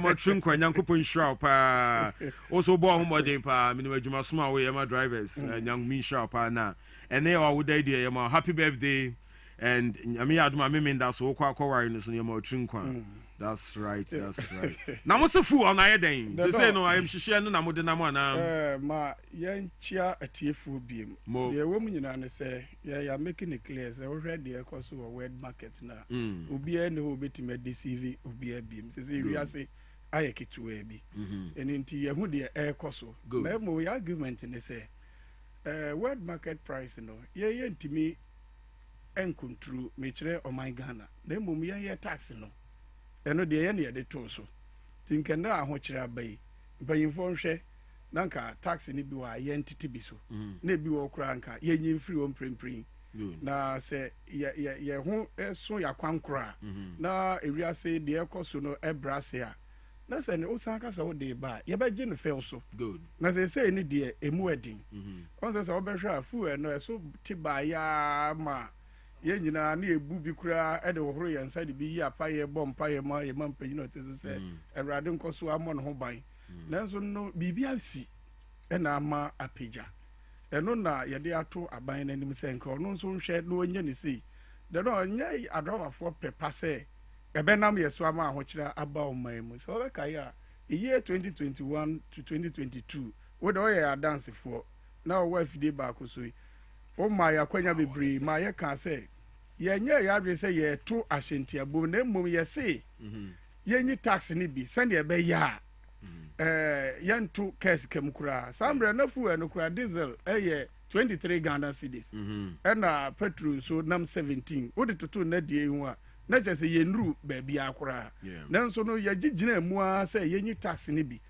ma ye ho ye kire kura ema IGP kura the police car esi kroma no de sisa Ghana for eno na ye da so agina so se ne na no bi ye no se ye nti tax ni bi no ye nye ne nenso na ye ho hin ha ye ne sa amasa ye nim se ye ko East Africa se ya de do ka kon kura san be ye de se ya drawer for no wan hwe a no mo do mo pe kura kwaje ebuo bi a ye ntimi ene sa ne de ye be pe bibi kakra ohun ne de amo mo se ne be ya bobotre mu be ba yebetimi de omakọ Easter akwantu no e de abajojo ni ntina me ye kasa ansem no me ba Enra Reuters publication be Enra was the 1st of April or say fuel prices surge in Africa as Iran war hits supply or say Ghana, Tanzania, Malawi, Mauritania hike fuel prices Mauritania to raise minimum wage as cushions all right next as Mauritania no omo peja fangu mu no almost a page adwumefo akatriam se ne be a ebetumi aso omo akohomabo what you say because fango bo ne kosra enya transport first nkwa ne peja bibia ya tobia no de ye die nyina no ne bo so kosro because adwadifo no so the fashion and de ba ekrom na mamini nkomo we mra me ba memwa hunu how is going across Africa no one will say Ghana isolated in this case apparently president of the Concerned Drivers Association. Paul William Wachiano Payne. Enya be mama Joso. Acho boko dem. Nyanko padum. Ya o mechia wanti. Ojo so. Ya da sepa. So en common. Acho say. Ya o mechia bitia o. Menua me Joso. Sa fe na fe afini yesini. We bitia o aso na program na. Ai ibishia bibia be fine. The power watch interview no na we you. O there be unse menu ano o kasa nya metie ni nti se tia no wa amfa na me antuma na se sa so nti ye nti Matias, but Nina no gina fango ne ho concerned drivers mo mu gina sie no ene san e wo fango nsem ne ho ene ya amani muso kakra ya ye hwesa aban ne beboa yen anase ya na ye beji aso a. Well, the true that things in the 30 pesos. There's 17 cedi 10 pesos. Ota the true 14 cedi 49 pesos. There's 18 cedi 50 pesos. Shell. There's 17 cedi 59 pesos. Minia. Who is in any last week? Mama Shell petrol, what Mama diesel for Shell petrol is saying. 14 cedi and also 30 pesos. All right, trust me too. The woman is saying, "The cafe abandoned and shia. The second window na near bois. On any shia was very and sell by the chow. Your man first we doing soon count. But Nim said, at the cost of say, it says a free 10 cedi, about 13, about 15, and less. And I'm 17 to 18. Me, I am from Pauli. And maybe a term. The Adama for call. Ground. You could board set time in GP for your bombia. To one man coming out to Lofima. Me, a Santa Regina chairman, a friend of Colena, and touching up with the bombia at the chain. And I want to Lofima. Only me all. Me ya drink to a baby kakra taxes me. Ya change so sama. I'm putting another friend of first house. So paito. The man 1 month. Na two basamba fem. Inti ya to lor fe ni. Atam na. Ani training within 2 step petrol ni ba fem. Inti me die me from tax ni pa die. Say kase you tax being fiscal na enkofa light in semre ni and ben for obi anya na adwene say wo ma say scan wo mo be kire and then here for no so ye mpese ye be kwadwuma be ba na light na dri enti ene ye nsusu ye ne say any minister shia after say on be mind kakra 20 to 15% to ye dia madala fun na o dia ye dibano na abanu so would be obey afa ho and ni obey because they say amenu ka say ye ka say ye koyi taxes in fiscal ke ye be boy papa jo mama so bo say offend dum so e be ba so they say amenu ka say ye do be ni amenam kan krom street light kura bi bre so jana jo be bi kusu dum kakra nkra na mimi ye campaign my papa jo mama inti ye be ya sa na mo lonely station na driver for the crap woman sa dia woman ni inti me dia petrol sam ni long for sam e bai ni me ka se enye me dadwina na esikwa o man peni jo mama na nka so obu o ma no eni inti me na mesre me ni ama driver for transport minister it's to kwai e bia me se nene wo ka so beba na ma pen oba ye ni be sia ni sia ye wo bia no na sia de babontin ye babontin tese e ba nice de ni 10 cedi ye ntwi kura ye timi twi beset 3 months na esi say so say ye betum about 20%. Oba di kana sreyen na da kakra bam se percentage na wo mu de coin atra indi ye ni minister no be kwa kusia ye di kusia wie na ne wo bia no ye ni nyina ye beka mum ye dia babonte minimum statement ya ye babonte no ya odi wom edi wom ili PR odi wom DPR te fodi wom enti ye nyina ne yakabom na ye kasa ne yekoso no enye yende enti ye nsia ne de ye beka ne nyina ye na adwen kire a ye kire se abane pan fotie o tua na mona ebitima boa efi se they can pray and the men say too long for ma the man be kwakudu at the high end no baby so na abanim pay no for no na me do am yaw what's the driver for 10 to 15% ya teso the board of 5 and ya o ma bani do mama omo abafem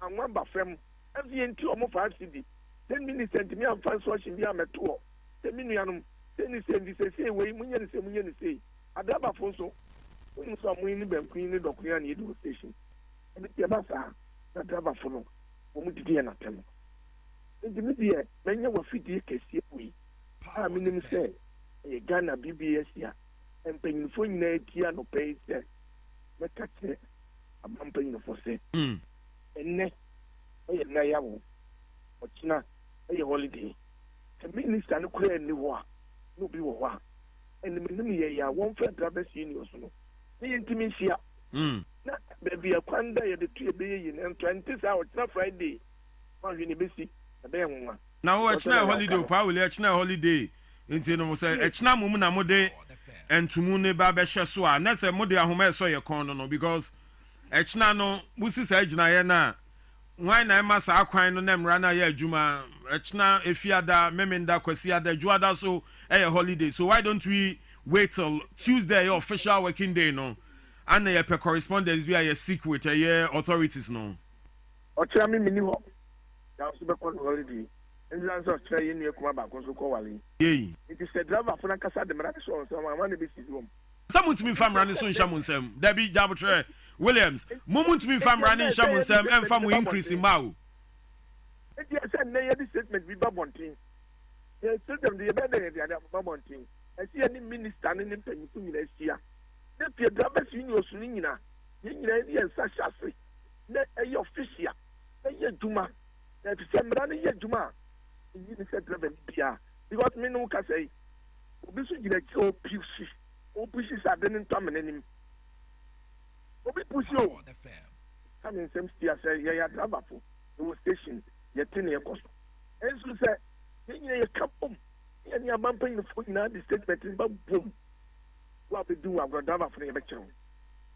All right, Mamena Kwabena Ase Kwabena president of Concerned Drivers Association almost so Edia kakra omode eba no ose na no total petrol near 14.49 diesel near 18.50 okoshela petrol no 14.30 diesel no 17.9 and it goes on and on and on na yaw I'm say so message na say mashase amode increase na ba na eno ano no ana na mo twen say money ministry ne betina say no ya hwe ya ensuo be yiri afa mamu ni nyina Debbie wodi say no say hunahuna no na ya na say mo brand say ensuo be yiri afọ mamu nyina asese enya hunahuna no because as na driver for mo na mpese mo kire kwan yem for man ni nhyehyɛ ne mfa so Debbie enya hunahuna enra good na say ye tu America call station bebre eno mo kasa wodi say na bi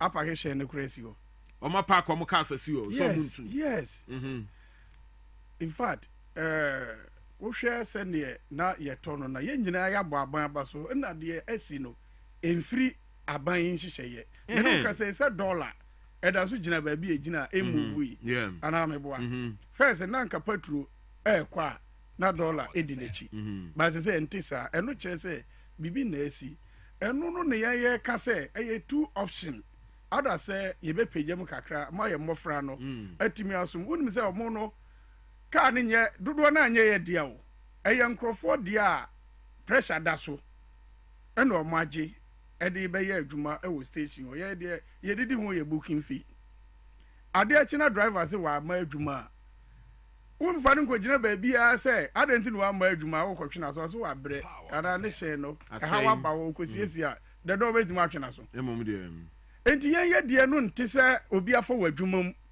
na wo ntimi mfa open ka say me matena fie ono se wabre a wo be lodu na mo akokum Ghana fo ne ka anye a wo be de no be kwa ma akokum Ghana fo na wo ntimi so ntwe na so enti ndura no mo a ye no mo kokasa ye no se abotoye mu ama anke ye nua mu a kokoforidua foro soro ho voter region na ka ndura si wo ni se eastern so Eastern so. I'm for 2 kwan pa. Yen no voter region for credit chen kwafo. No man promote o de no do. Ye nyante ho ye de ni ma ne kwa. Good. Say ya driver for nti edu a ye hu stations no. Baby a cars no come more. All right, yeah. Anything e ma me kan say no. Okay. Wo anupa me ba me ne wa unu Charles dan so.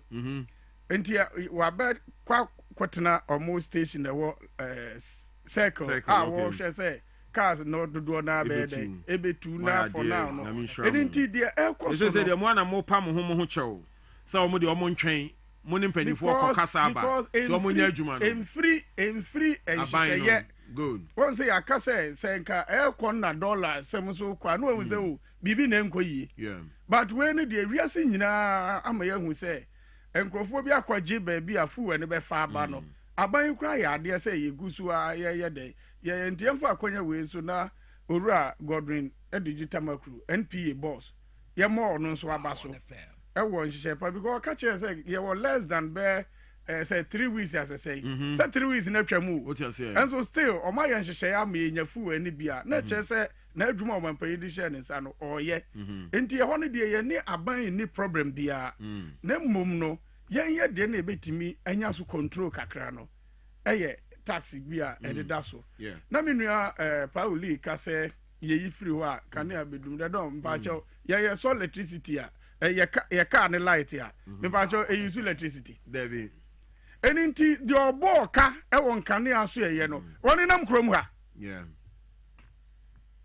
yentimi embusa ne hwe na be ma no Debi o de don yen kan ye no the politics I want to kakra ba cho aya manyo sam ne ye o man no no Debi we a citizen you have every right to ye no yes me nkwato fuel emfa enkotua kanea na obi anye na adwuma yi ama ya boka to no meboa akwa te se kwan ya asɛ a ye ka ho asɛm se me no mienu enim se ye mu bi to America ko Kumase ko pa che na enhyira ka twede mpo Nyankopɔn se ensuo to sa da no enye sa enka macro so am kwan no nka sa breti ma mu for si no sa what is information yeah drivers no protest no yeah omu si no ye di America ko ho no na ensuo toy and ye say ensuo atode am futuro na ye futuro aba form and na ye de ho asedama anyame but awia bebo eninti say aban etam sika bia animu ya say the door kwana kwaye kwan na eno ye so sin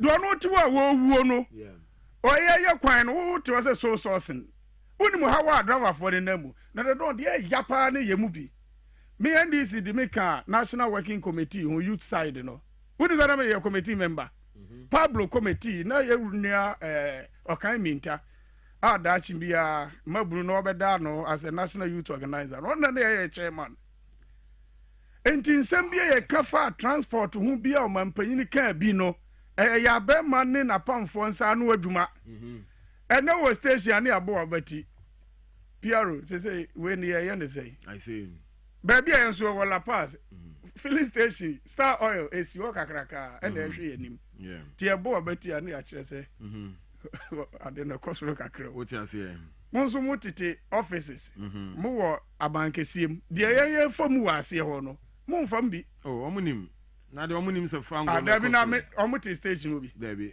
emom de so mo fa trotro so enti how are ye namu no enya asem ketwa oho enti yesre aban yesi entifu ni wa apedwafo ye dey ewo ho se minister ni ho a me pa chawo deputy was a deputy ni wa when the national security asem that's right yeah yes empanyimfo hwe na ni mo mama mo fam running kwhwa mo nsa o the door mo mo fam running hwe mo nsa se no aban no nkasa yenti no mo amode mo nkasi ba da bi mi asona ba na redu ko ware me kwhyehyɛ nkonwa ama no mo waya de enti mini station ho se nkura ne se o ma bre o mo nkɔ o mo ntimi ntofu a me ntimi control mo eno de ye nhye no nso enya ahunehuna it is in your can say so anasa wo show mo mo maye ni me show mo say o mo ka say o mo ntu o ka sa nipa rush ko ho station e ko flower station e ko eye nkoko station etu ye yi kakra bia no mo hwentwen so o melodu o say me be she break band enso ebu anu oboa o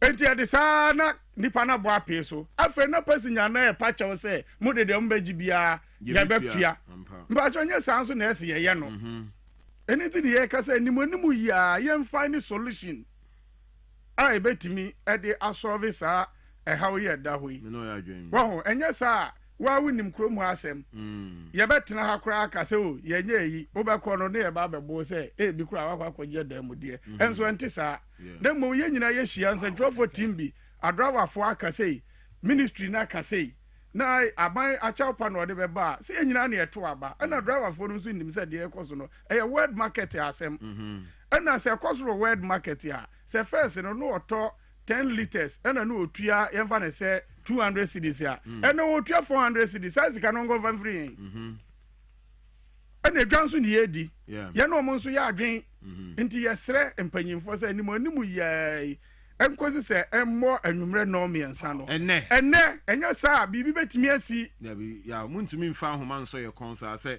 mo na mohyɛ yɛn kwan yɛmfa nhyehyɛ no mfa so because onim sɛ sɛ sinya abotrɛ on sɛ Zimbabwe president aba Ghana ɛkyena yɛde ne kɔkɔw yɛmpɛ sɛ ɔmo bɛte sɛ Ghana confusion bi asi drivers wɔ mu ntu cars na afei passengers are stranded wa mo so na the way mo kra mo timing no so yɛ wrong this is the time holiday Easter aba amanfo tu kwan schools advocate her students are ɔmo pɛ sɛ ɔmo kɔ fie na mo adwen sɛ mo ntu hyɛn na mpɛ sɛ ekuro mu ɛyɛ beja enti mo ntumi ɛma yɛ timelines sɛ by 3 p.m. ɛsɛ aban ne mu hyia nti aban ne mu anhyia de a ɛnya de amutu mu hyɛn yaw yɛsrɛ mo wo de me gya aban na na mu apaakyɛw mi gyina aban na na mu ne mapam kyɛw sɛ yɛsrɛ mo munya ho abotrɛ ma yɛsrɛ mo ara mpamkyɛw menka kyɛ driver for sɛ Kwabena Prah Junior te TVS was sɛ wɔ sɛ wɔpamakyɛw kane saa wɔkane ne be ka mani bɛgye paa mekane saa wo wusu sɛ bɛyi ɛnya de bɛyɛ wo yɛbɛto case kama na yɛbɛte so a deɛ nti a yɛne aban tena ase no ɛyɛ national security issue because ntɔkwa kɔ so wɔ car no mpaa nti aban de n'ano tum driverfoɔ de wɔn ano tum na communicate ba abɔnten a ɛno mpo no hwɛ bros ɛkɔ so wɔ car mu bɛɛ na wɔtwe bi ansa na adwo ɛni nti ne yɛsɛ aban no yɛn tena ase anim yɛ ni yɛnhwɛ ɛhaw a yɛbɛtumi aso afa ɛhaw yi a bɛtɔ animanimu yi a nyɛ saa ɛde biribi bɛba na time no nso a woka no ano ɛhye adɔbafoɔ no nso de akɔ akɔhyɛ saa kɔna hɔ na ɔmo ɛde yɛyɛ yi oni ma memfa nkɔ across Africa na yɛnhwɛ Africa aman ni bi ni ɔmo yɛ because early on I read a publication from Reuters na yɛnhwɛ sɛ ne esi kɔ ɛwɔ some African countries nhyehyɛ aban ni bi de agu akwan mu a ɔmo de boa driverfoɔ ɛne temamufoɔ so now say African governments have imposed sharp fuel price increases as the Iran war sends global oil prices surging and threatens to spark inflation across the continent.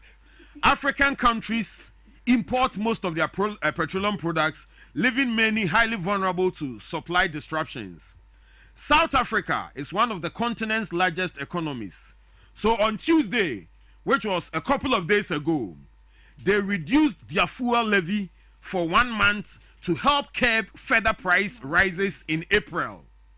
South Africa has reduced their fuel levy for 1 month to help curb fuel prices rise in the month of April.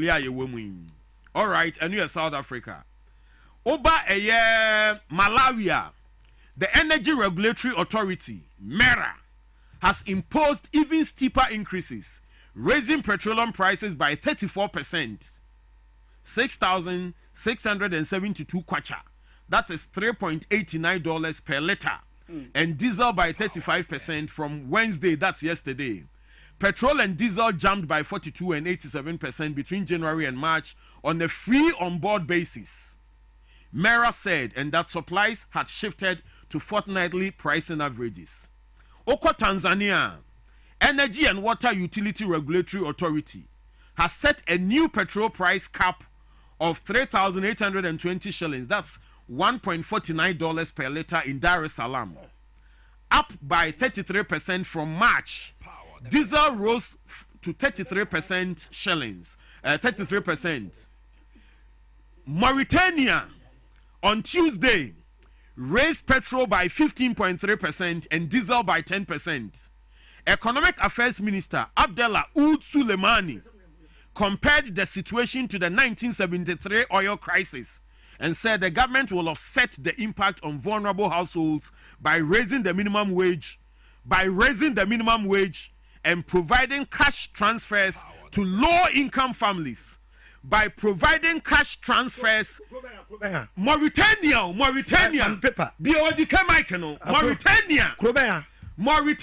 I know my day. Almost say they will offset the impact on vulnerable households by raising the minimum wage and providing cash transfers to low-income families. Dear friend, introduce you and say, yeah, Bama Baka, no. Odike. Yeah, no Mauritania for the Anna Babaka. Gambia. Okay, what do you monitor? Winning. Mom ran A4 sheets on the paper. Yeah, Bama say, and I buy anti fuel leviso. Good. Yeah, me know you're that was for Mamma Kohokra because taxes in our bandy or mine. Says here, more dava for more per papa sofa. About we say, obey express road from Accra to Kumasi. She books a big push. She how many roads and why your market say, were constructed under big push 50. Linya, Sika, air taxes now. Yabama no Sika, Benin Fio, no coming iron. But they are not made by Medrin one, I made by white Beman say. Dedicano. Adaba for I was so Omoto Ashintiadim. Omunya Kukudu.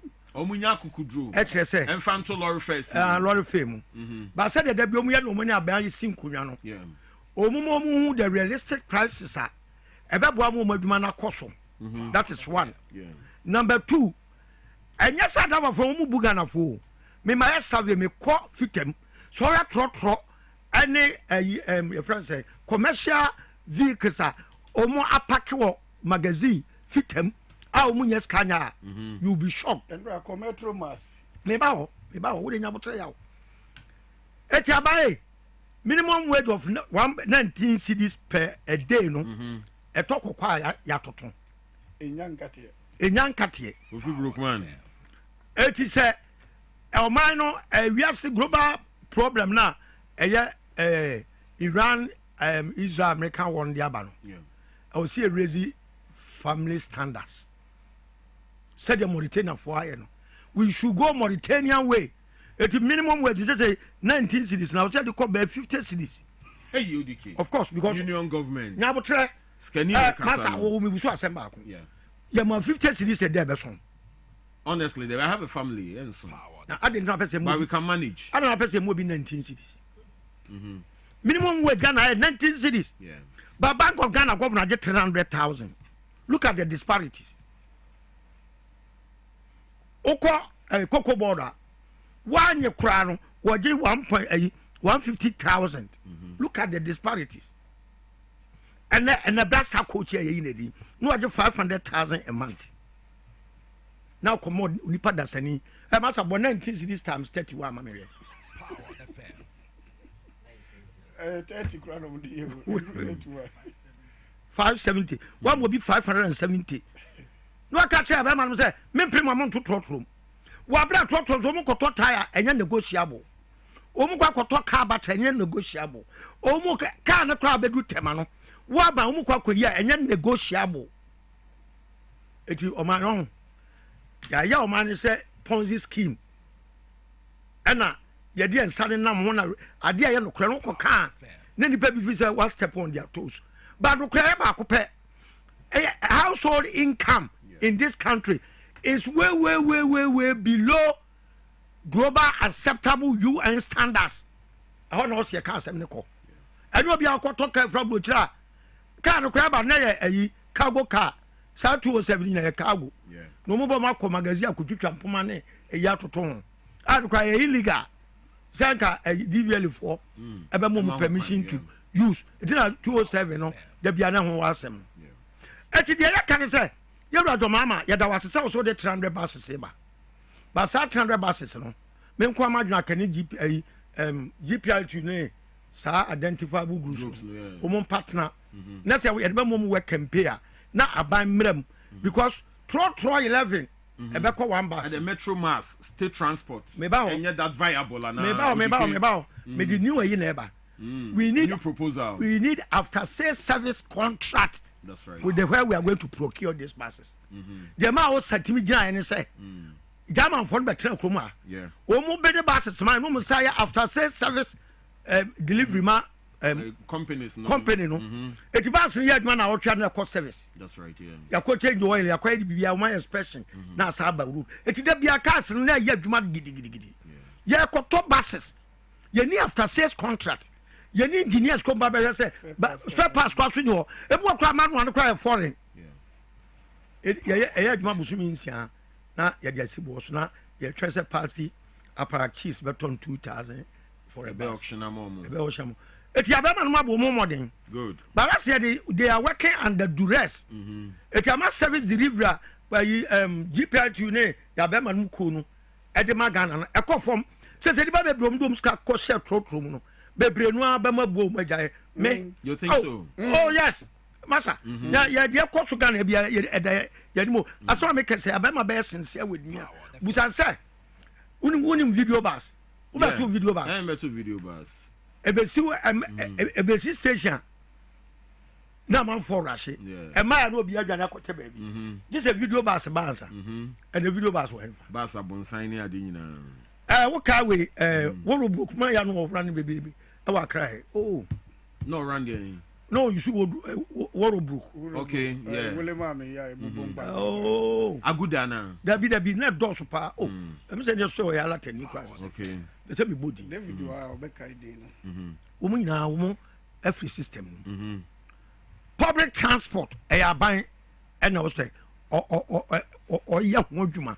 Now, since I GPL 2 for ne, other way for them young, so they have the capacity. Woman experience. To manage state transport? To manage public transport. Okay. There can be a better partnership with them. Now, you talk to Nanyama, talk to Davos and Bassa, and less than 100 seater capacity. Talk to 10. Bassa, I could make my family penny now.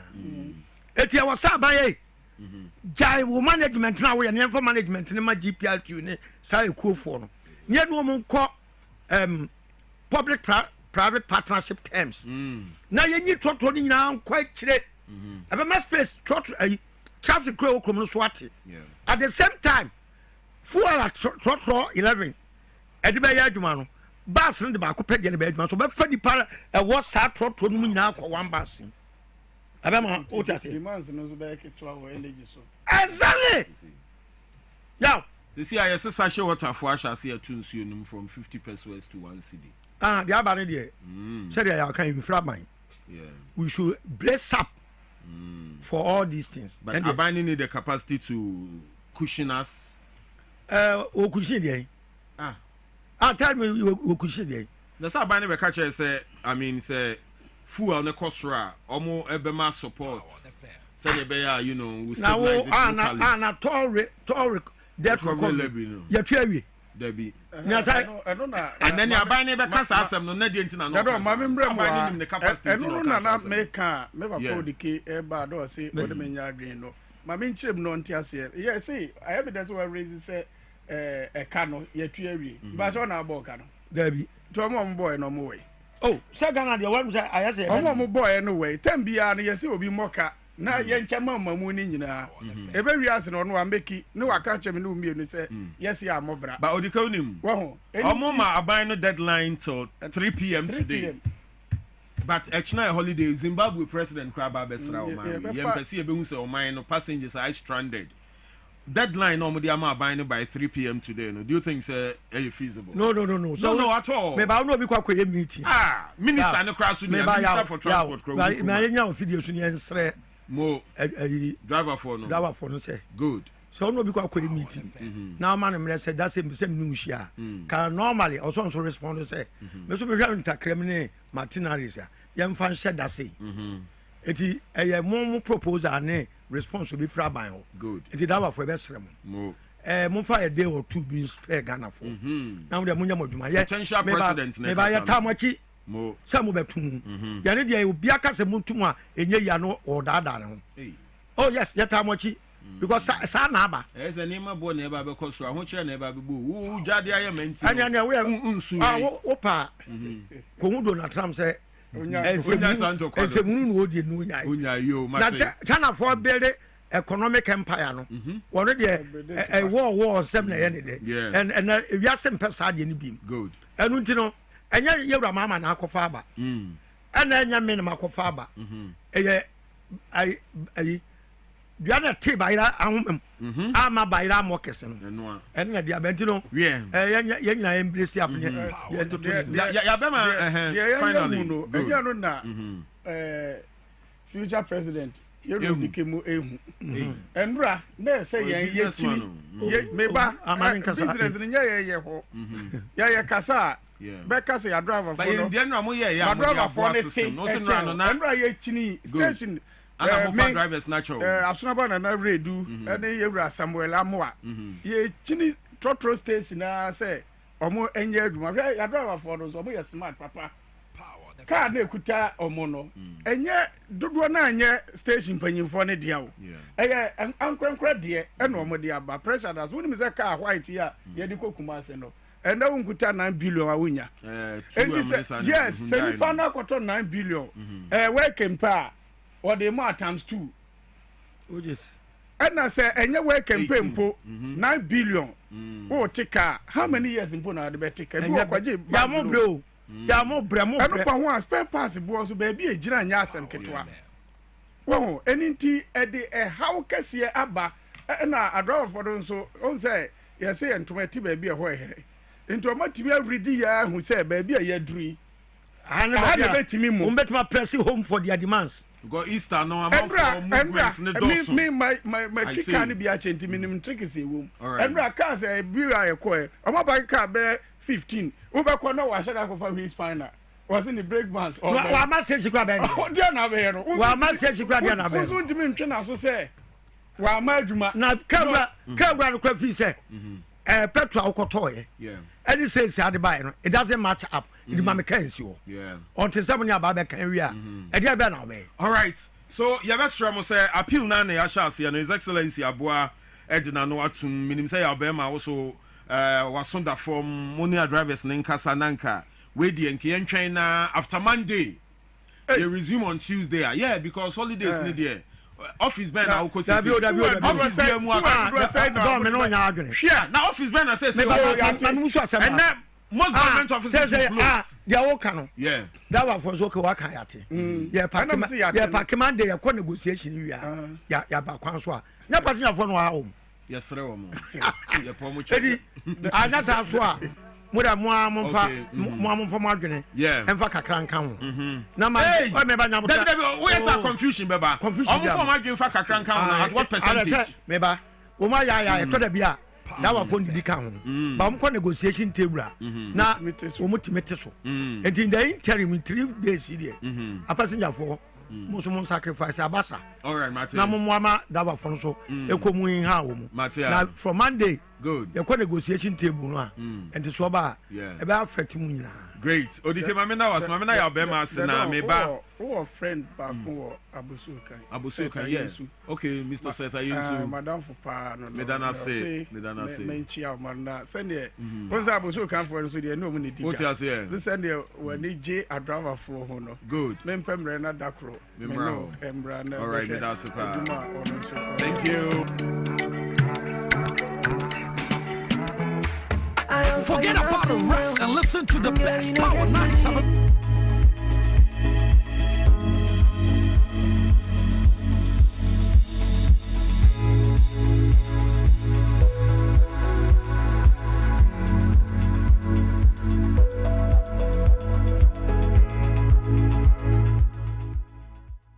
Abusia yemfa enchasonko emfri True Word Pharmaceutical Company Limited ema yahwefo a mohwe ye na mutie ye nsabri True Word Pharmacy ena kofa enu ahodo na edi free India edi abedu omega na mu ama FDA fo aye nhwehwemu agiatum se ye no eye papa ebo adwumanti Ghana fo emfansa wo ho yare True Word Pharmacy ye no eye India hahama ena yakeka bom edi aye ahabandu ya eni sunsanso boni bia Yeno no yemfa aduro baako ense yare mienu wo truth word pharmacy aso ye de ye no no ye de baako bia esa yare baako na wotwe a etwa mu no mama ye no edi nkomo efa ye ni aduro no ho na wotwe we ye no edi nkomo e de afa diabetes na afi hypertension ho eye yare bia edi Ghana fo nya pa na emre bia etwa mu no ye ka se obi anya diabetes a ubehunu na wafiri ni nipadua so ana se ubehunu na ekuru ato ne ho wa mia ekuru na amanfo kra ebo ne bayi esan se ekuru no entumi enwu nti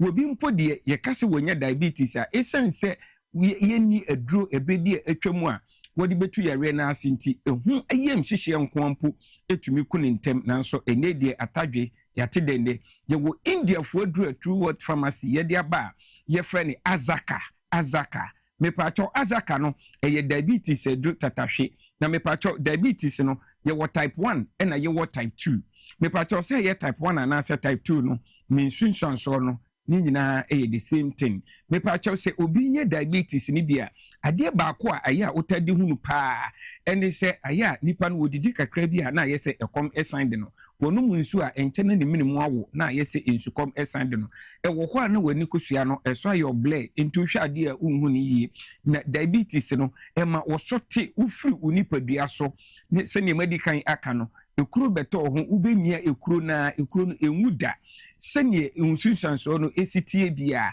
anasa wako hospital mpo na doctor akacho se wonya diabetes se eye wo maame wo papa wo kunu oyere obusuani bi na yesi wonya diabetes ne wato enuru ato obi temi da se abrewa na wa ma ne kura so nti uwura ni dan mu a diabetes nuru ntoa ya wasua egu honom no enya asem ketwa enso yare no kwa na eko nanim a wo twense odumankuma wu ebefa nako mepa cho se ye diabetes a hwehwe India fo aduru a ye frɛ ne azaka na into diabetes na ase emfa emao na enu achi ye wo vivado wo honoma vivado no nso eye mojabroso anasa hypertension aduru tatahwe sabe wo man Ghana mu no mepa acho o maame no o papa no aya na meka se asofo mpo eneto vivado no kese esanse ukọ hospital a yesi obi pe no ewo soro mojabroso wanya mojabroso yare na uyem ehihyew ewo ho a na wotwefofo obekọ no yesi obi pe na abafom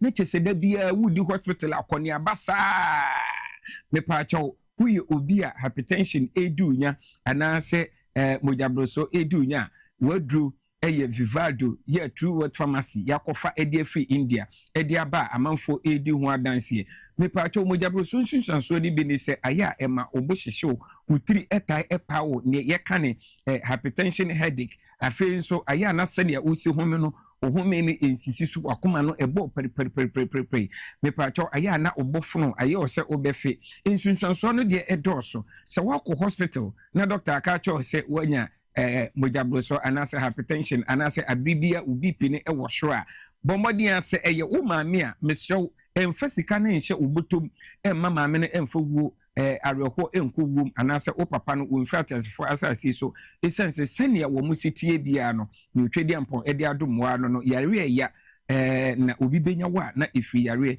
enti se ye hypertension a mepacho wadru eye vivado ye true word pharmacy ye de abadwaman so na ye no no maka cho se wo oman Ghana mu de baabi a wobekọ bia ubenya ye no ni bi ato na esan edrentini ye ntumi mu bo yare ni nyina so abribia ye ba ye fa yare ba ko mienu miensa na ye no edi nkomo edi afa ho huye obi a wanya entini mu yare a mepacho ye wo nerve alive wo ho a wo ma wonsa ka bia ebeboa wo oba o menses emaye eba o tipins insufi bi egu ye wo lady photo ho a maka cho se ndi okọ social media no so a ema no efum ewo TikTok and Facebook no so na fe bema waye mre ewo kata so no ye wo May 40s wo ho a wo ma onsaka bia ebeboa wo pa ani aduro ne de abibia ye ka cho se true word vision capsules ne eye tatahwe wo man Ghana mu de wo bia wonya ani yare bia no eno ena woje na baba wo ye bema na waye mre ewo kata so a maka cho se May 40s no ma onsanka bi na prostate yare nso edunya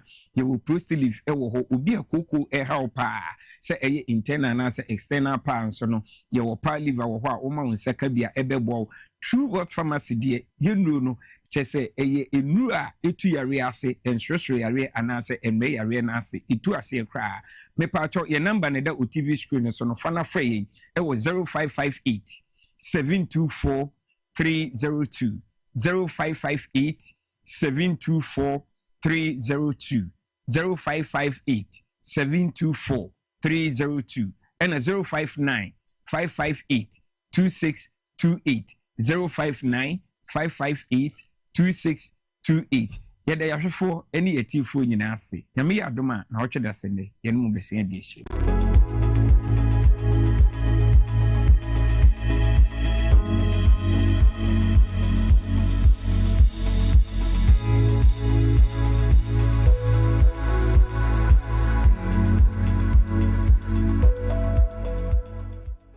Yes, we've got your back. We are Franco, washing machines, microwave, blenders, generator, gas and electronic stove, CCTV camera installation.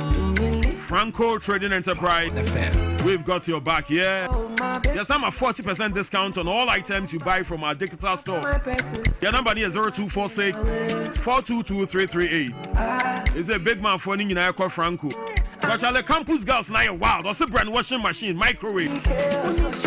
If you cry generator, you know they call campus or Charlie girls need you. Well, but why just steady? One bed you are full. All right, so Apostle Lewa Apostle free Little George Health Shop. Na enano pe oni o nsem che. Ye de kwako di Easter, ye be kwa Apostle ho na yakutia ba ye ba. Ye obi aso ye de ato aso e de amamo. Apostle ye mo akwa ba. Yeja. Now so saying adom say Easter na giagum sa. Me kwa ne ho na me feel. Nti like minim said the jigum wo ho san crofo hwehwe na free be pon na kwa saka na ban price no ko robo me kakra wo hwef sifo bo no asan dan wani sa na mo dwagum sa what you say no mo dwagum sa wow me makobida me ko me eno ano na de edi kodi Easter no na modernam ane mo sell Little George Health Shop Little George Health Shop but me that's so me that's for a year the package amode abremeno yankopon shamo pa Little George Health Shop asedan kro nyama so wo sha ase ese wo so na obi asedan nan thank you me that's pa nyame shamo and na no pe fire nanti Apostle yeah that's say me emo akwa ba bio emre fidi kase so pacho if Little George Health Shop na ye no edi enkomo eni nkuta ho ne ebeboa amowatime nya pomodin na kwa wi wankoduru ankɔhye den man ka se efi se me koduru ye obegye se fi ya wada kosi Monday no mentimi empia bonten kra because na ahoden anase wapomuden nsem no na atoape enunti ena Little George say yemra wo nchen na yenka nkyerɛ wo se uhia wo bi ewo kwaw efri ne ya kosi ni Monday akosi se Easter no ebeba na wieye na hoden wo soro na pomuden ewo soro na kyerɛ se one Little George Health Shop edi ensa wo soro any enkuta ho yetena asise ya eyama ehia wo pa free say ye pe any health shop a ye wa kukuduro CM pampan tumre kyresie eba wa fidie so ebeka kyere wo say braye ho na ye betumi aboa wo ba bia ye ton enuro na se enutonfo no anase enuyefo no ba fidie yi so omubo dawura omubo din no yomu ba ko pa wa kukuduro opia bonten eso kanea na said the Bible aka ye mfa nhye kodo ase ye di sikane adua so ema ehren no eye Little George Health Shop eya ye number no ye di tudwa afawo na ebeboa opa krofo bebre ena sika enkesese wo mko asipiti anase hospital ekotua ansa wo ma doctor nomni doctor edi nkomo krofo bebre a esese nkomo ko tua sika Emma will be answer woman no akasano woman frɛ Little Georgia say sika no woman di show mu bottom na Easter break or the apia confirm bi eni na busua atoton awe erunti ye de number no to dwape na wafa 0243 14 0213 0243 14 0213 Pacho chro ehu hia papa ewiase bribini wa ehu hia echen wapomuden efri se de wo brepe nia o breboaboa no enigye ne plans a owo nyina nia wabo utirim se opese wo ye no ade ba kopa ene betumi atwa so eye yade ani wowuo pacho tie nie pa o visions e bia wotie me why investment o hwe me o visions that be o pese wo ye niema different bebre nanso ade bi betumi atwa so ama wakadam obi a e bia waboaboa ne ho se enei o tukwan akokwaw no akodi Easter obi a waboaboa ne ho se e bia Easter ebe ono ode ne ho beji mu pa na enna no pay osori ye na efiniti so ebesi ni nase asa de ya bono na otwa ne ho a entwa no se okasa oko Easter ni bia enye ye free se na pomodin edi ni hwamo enu ti freyen na oni eni nkomo na ya nkyerɛ niema a uhia ene ne esese oya ebeboa wo amwanya pomodin bia na unante kakra bia na wani su echin wo utna asia chekakra usori hwim se ya se ya nso mu a na ote ahwe utna asia chekakra ya adwuma usi se wo nante a ya nso mu a unse wiase nyina e call round wani su timi blue gise ugina fa ko sa be se 2-3 to 5 minutes ansa na wonu se why normal ipacho emfa ni agro na entwen emma yade no enka won to ansa da bia me catch say lead us not into temptation eyepa echen deliver us from evil entwen na nkotomu ansa na wantomu awie no afi ansa na na obehwehwe ye kira kwan pacho 0243 14 0213 0243 14 0213 make us say menewa anka me ntwen entu nheda obroni say procrastination is a thief of time ni twi kasa your friends say meye na maye eni manya nye enenam etimi bon number ya wo fa ye frese say ya catch papa no say little George eya metena asia me sorry pe na mani su chi me gise me gina ho be 3 minutes ansana matumi anante eya metena asia me sorry a gise me gina ho 5 minutes ansa matumi anante to da bi kra gise obi so me mu ansa na matumi anante wo beda anajo asori a etwa senka unipadua no esisi so na ahodi ebamu no wo beka sesebio ya bo wonhwe ya odi bechi asofo so abia ka kira se dura anajo a ofia baifo de wo body ekoye adwuma enu nti wo beba ade beche no na wabre enso na eyade a ekoso wo moja mu na eyade a ekoso a immune system no enye boosted enough say ebetumi ene saa eniema no adi asie amwanya pomodin me pa cho 0243 14 0213 nipa wo adwuma kakra bi ano wabre yade bi ekowu age say ba bekraw diabetes twam a osi minie arthritis twam a minie hepatitis twam a minie wo de tistis no de uni nyina de ahia e pa cho yewo food supplement papa enro no yewo na hodo yewo duro bi wo a wonnom a akire nsunsanso no so de yade foforo brew ema wonya osanya yade na sebi otafrache se me be ma na me betwa sebi manya ntwa ipioto nso san koka wanza ma osa eyeden ade no yade sa ena wo pe afede wakwaji koto bekuma benom ama eno nso de yade foforo asan e de abre wo ne little George ni nkomo da bia me ba me nuano ma me ni mudi nkomo unufu ni mu ka wodwe ebi free next week na ma moso bi ewo unufu ni mu ka wodwe o twen akosi da ben o twen me akase afede e pesi etwa be ma no sebi otafrache unufu no kra etuatua so no ne pe no te sen aguno ne pe no te sen aduru it is finished cause ya che lie no eno nso so te sen na ye twa kra eno ti entrance mani nduru hansa trance mani nye wonsam aye ye wohwia enye yie wo solution no ye wo food supplement papa ye de ma wa ye hwa wo bo ye kasa de ensasi ye bo de ye ka no ma me enye ntro hwe emfie bebreba ya tena fidikasi ye so Edi Little George Health Shop who dance de achero adwani mu tra na etre enye ketwada ya no enconform da ye da so kan wasem bon dawro de bia biofri se de ye wo ho no eboa omanfo no ma omanfo no apomuden wonga sabiota frache na yade epese de won to dem no ene Little George Health Shop adaruma ye yiwo mu nyina freedom amene ko stations awodo wo mo tin se driver for be cause like ga na aye kakura wo bia froka na ko ansa ne ebesi asi 0243 0243 14 02 13 0243 14 02 13 Freya say ya. Good. O de kantre keke. Ye whatever. Community 5. Good. If you're being run about no so. Ofro se ko praise be hwa. E ho ne wo ene ya trehye num. Ye bie ba ko e ben 5 station ho pe. E pa cho woni ye ni nkuta ho. 0243 14 02 13 0243 14 02 13 Bayare sane me dia ma. Apostle Nyankopon Shira ye da say na no pese also be kan yensa. I just want to call your number. I find my person who go take my pain away. I give up for love.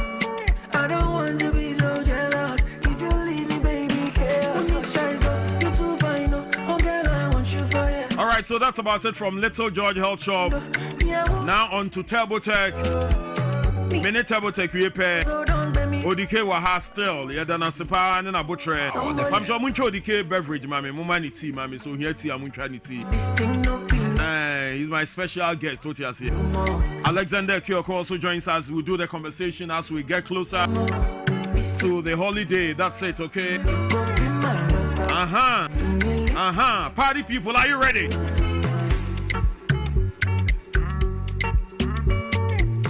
Obisi challenge your kwani dia. Obese ho. What dey hear me? Hear me what? Now be hu na ebesi so. All right, Dwabo Ase. Let's take it away. Power.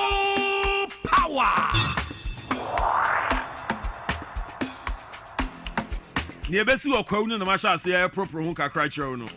Bibia betumi asi. Surprise betumi asi. And just watch out, okay?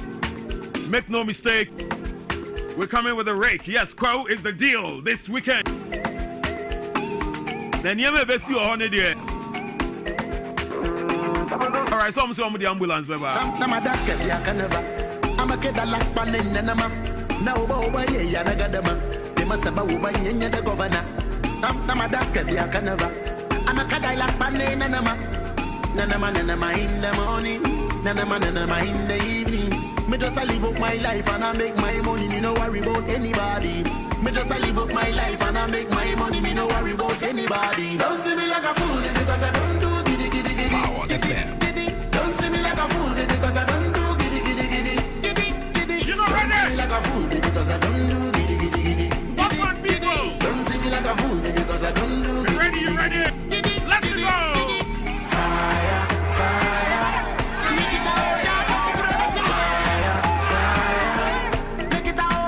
Charlie, I've yet to see Obia or a hype man that say me. Honestly, me nyanshia me match, and I mean it. You ready, people? Just to concentrate, I win and celebrate. I've been around, I be the one come take. I do the ones that pay. I've been This is more like a song clash. This is the hype clash. More words, more vibe, more drive.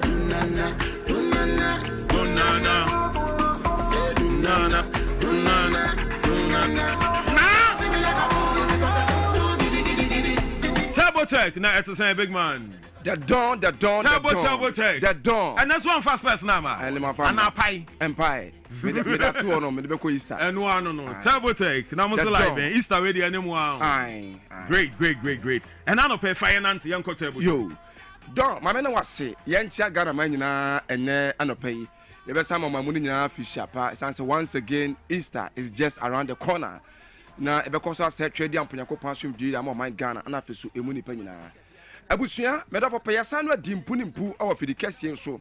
Any dwumede kese so a ema refi. National so am say TurboTech garages. TurboTech garages. And I say no dimpuni ya no dia shampio awa fidi kese so dwumede kese so. Abribi abete TurboTech garages me ba cho. The assessor wa ball drum 8 yawa. Ne din kan. Me ba cho eya asoya anase bia.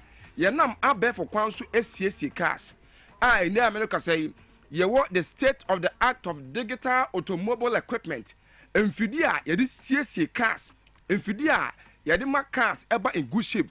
Enfidia ene eboa metimi di 34 bia e woka no na fetimi aboa me aso tem so e de ma o ama o ka yusu so ne woni enso atimi age ebio Tabletech garages me ba cho de ne se ne uyi cars ye siesie ho sem nya to nchen a ya photographer nya no se cars no me ba cho ye ni specific cars ye siesie e all cars fitting kutuom eba adentem ekwa kesem ene siesie e wo ya so ye na eba in good shape e de ma ankrankran enu nyimekwa hudo nyina ye wie ni san so ye san photographer nya no se ne Tabletech garages Ghana me ba cho ye to moving cars ye to accident cars ye to parking cars enu achi ni yesan eton cars ahodo bia ewo ya so ye Tabletech garages Ghana me ba cho any form of property bia so no ye ton bi ana ye to bi we dwumadi a ye di as Tabletech garages Ghana emu jemu ni enu amene ka sei fiti car bia fiti nkituam eba mfimfi adentem ekwa kesiem ye ton safre ankrankra all individuals yaton safre nyumekwa do all companies yaton safre government agencies ahudo nyina se mo ka samu iso esan se eyeden a oba isuka one time for nkwadwuma eni workers better mu da kwadwuma udi betu kwan udi be committees ahudo enti ka na ye yusu no ense etimi ba in good shape abo ama dana nyina bacho ye dwumadi ye di no enso ta koso wano e de man enu nti ana Tabletech garages Ghana say all agencies government agencies all companies individuals baby obi a share what yen canon me ba cho ye the state of the act of digital automobile equipment aba so ye can ewura Tabletech garages at aswe honoma me ba cho from head to toe be afa kan bia ye say body wash say air conditioning service simple crown engine tuning gearbox air servicing be afa kan bia me ba cho oven spray bia ye enso Tabletech garages ya so ye wo de no to nchen a yes about Ghana for the sham won konfo kroso omo amonone omo abuchire say ne wo the moving cars aba Ghana anampo afena wo the moving cars eba Ghana wo pesa no Tabletech garages Ghana eya adwuma akonya kese pa e wo ho edema esan say ne nti a ayam pempin Ghana for mo amonone so many cars efi amonone ebedu Ghana no de koma garage for ya ne nti e chepa e wo garage no asoe no ebu otimi 6 months ebu 1 year ebu 2 years ebu 3 years ebu akwa na chance akona car ebi abako menu yansa bia urifi abuche bae no na da husi gajo obi ametoye niente tese nyanse ne emfaso kese a aya na mpempi no gajo for to car se sunti ana ma cars no echepa enso o gajo ni senti ana Tabletech garages Ghana se sana tia dia yen aya ne yandwe mfaso kese bebrebe nya unya kumwa bia you are good to go aboa ma business no enso tim I am more swift a content ama bia enso tim akama and my both parties anunti obesa no Tabletech garages Ghana eya adwuma abura wode cars efi amonone eba Ghana anampo de cars efi amonone bedu Ghana dada abura wode accident cars efi amonone eba Ghana anampo de accident cars bedu Ghana dada dia obesa no adwuma akonya kase pa e wo de ma say ni oba ye be sha oda a matter of agreement you know every deal agreement we are about so so 1 month a 1 month pepe and yes afi 1 month na so no and be ene na sem bia da bi ene na sem bia nim 1 month de ma wa 1 month so ya pe oba ya pe etwazika da gu account mu 2 months de ma 2 months so ya pe ye twazika enso timi da gu account ma boa ama business ne di no enso timi akoso wano ene ma afanu mi onu nyina ni sent be obi a o hwe me otimi nka ma me nka fo na me sem fama o aye Tabletech garages and I said Tabletech garages Ghana me ba me say ye siesie cars ye to cars ye ton cars ana Facebook kwa any for property bia so no ye ho adwuma enso ya so abre ye ton bi na afa ye so ya to bi ye na masini ni eye 0206 481 793 0206 481 793 0206 481 793 number to sumenu esan double as WhatsApp number and it be Ghana de same one as usual or the plus 233 so a ubetimi reach out to Tabletech garages na fe di ko kama via WhatsApp ama bia so timi akoso the amount sa WhatsApp number me ba to no suni 0542 275 252 0542 275 252 0542 275 252. Remember to your number chato etoshmiensa enusuni. 0542 961 111 0542 961 111 0542 961 111 and we are 111. Now for what minute Tabata gratis gun Eddie Gonsia Abwa. I'm a business person here no and so to me I come at the mount. Yagusu D and come on, my miss Sanfa took a phone and say nay, beer, and we are government worker. We are just officer, and we are military officer, police officer, and the Kaka winner, we are nurse, we are doctor, and Apoquano, and you Dibiano, and I'm said, then we are busy, we are very tight, we are quite, and I can put me to personal car and a proper servicing, and I'm putting your quiet, and what me the company cars and aqua servicing. Say, sign it, said, yeah, Tabata gratis Ghana say, just a matter of call, place a call, Frank Keke, oh, Frank, you have my team of able men, a drum war. Or maybe fee, not never chow, who company cars and I saw Pesa cars who feel yano, yet to have Tabrinia, and so the fee at the Fed more by a swear, now Fiaba service in the camera, and sweat me at a mount. Wouldn't say Tabata gratis gonna pay any more free towing service. And they are Beko, and for the Sabian, I'm console or a Biaba settle for that channel. Oh, now a car, I could say, as a quantity for just a quem, Kano or the Quay, what was the year, I say Sifaco, and once in the overframe. Tabata gratis Ghana. Oh, friend, never cho. You best my touring car and a team of able men, baba. Baby, I can't just see you.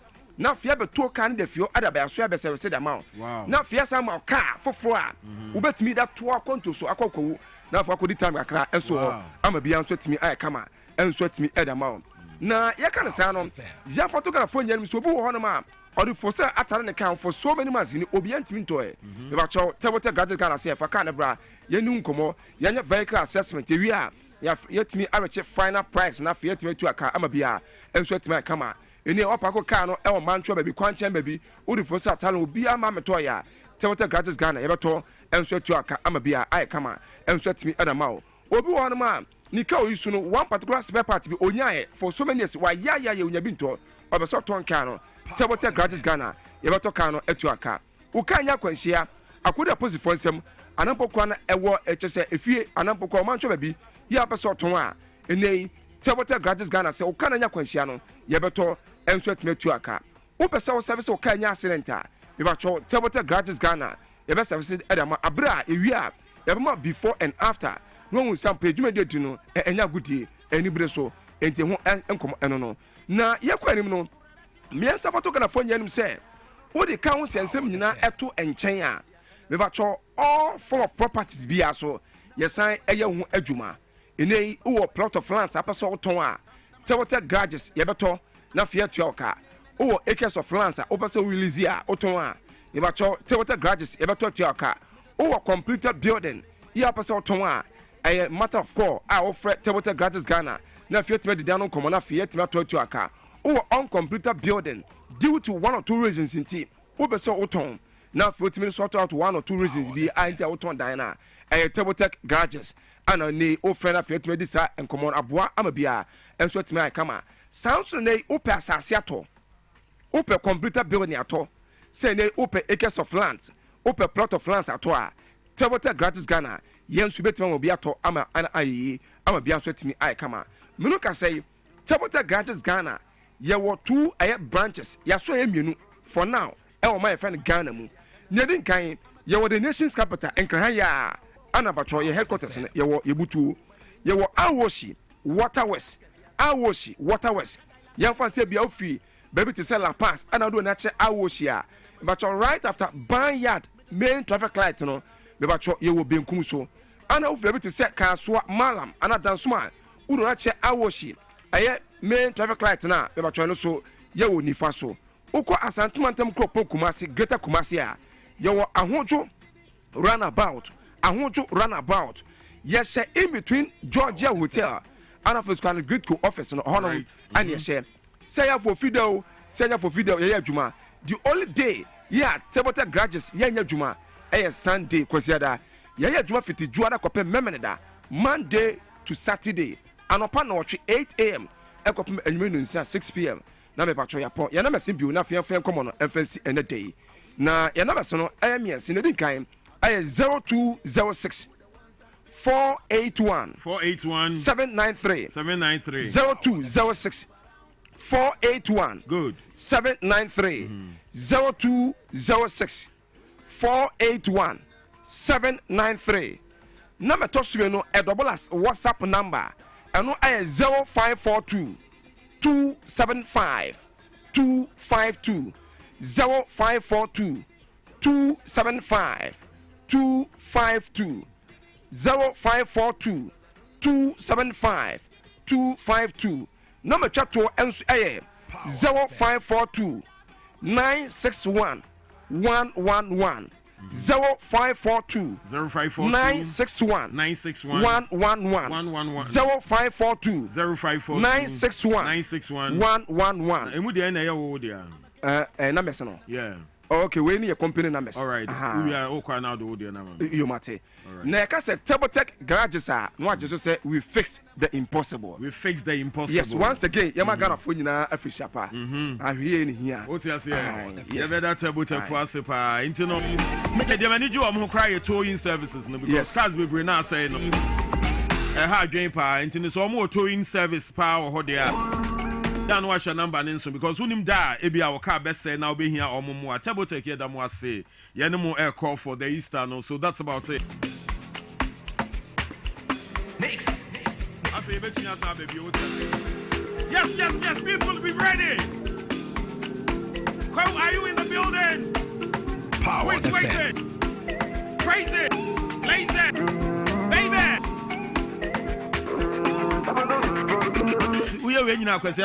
sorry. That's my technical producer Desmond So Alaye. I'm sure Mama, His Excellency Emran Afe. Me call short breaker, but me back. The drive continues. Yes. I live up my life and I make my money. You know worry about.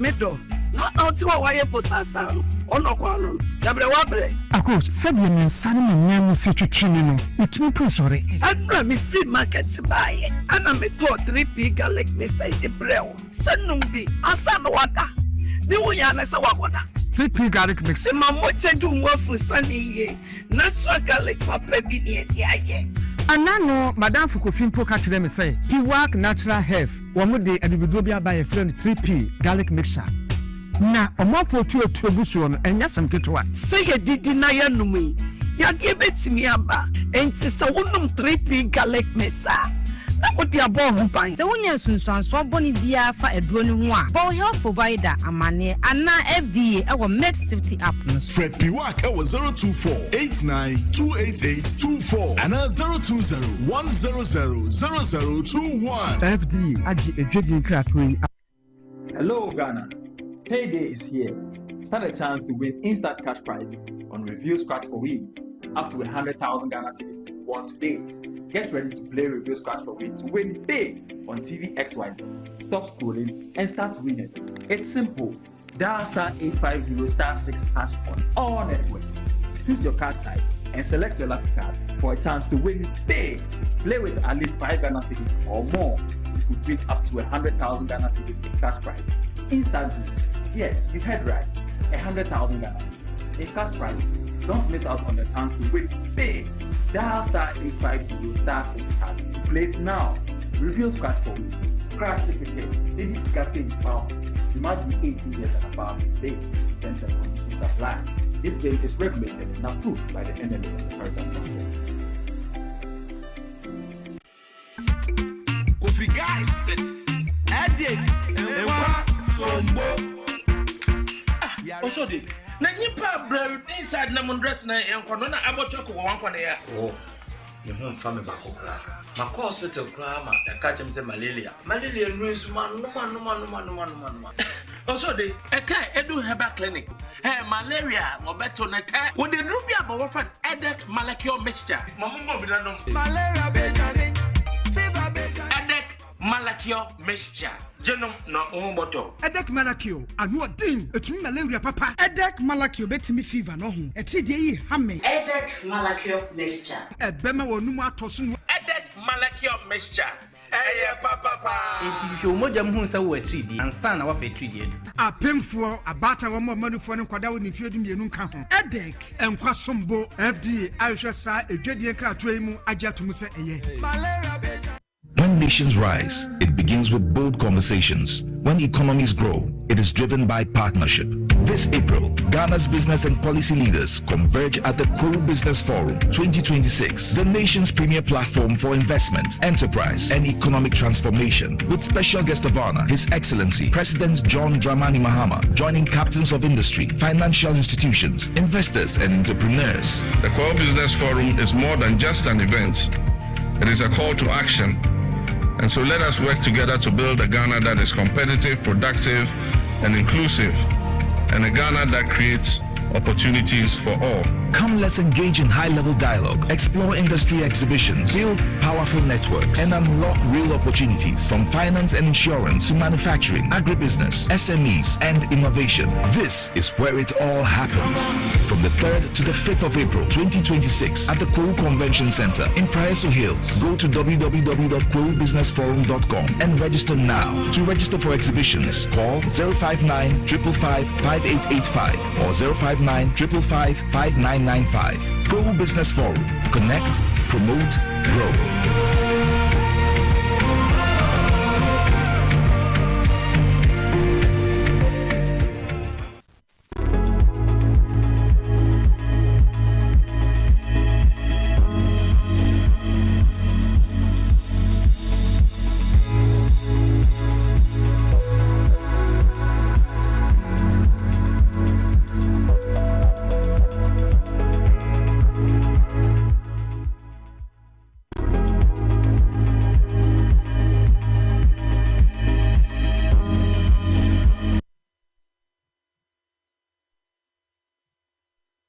Wait ended.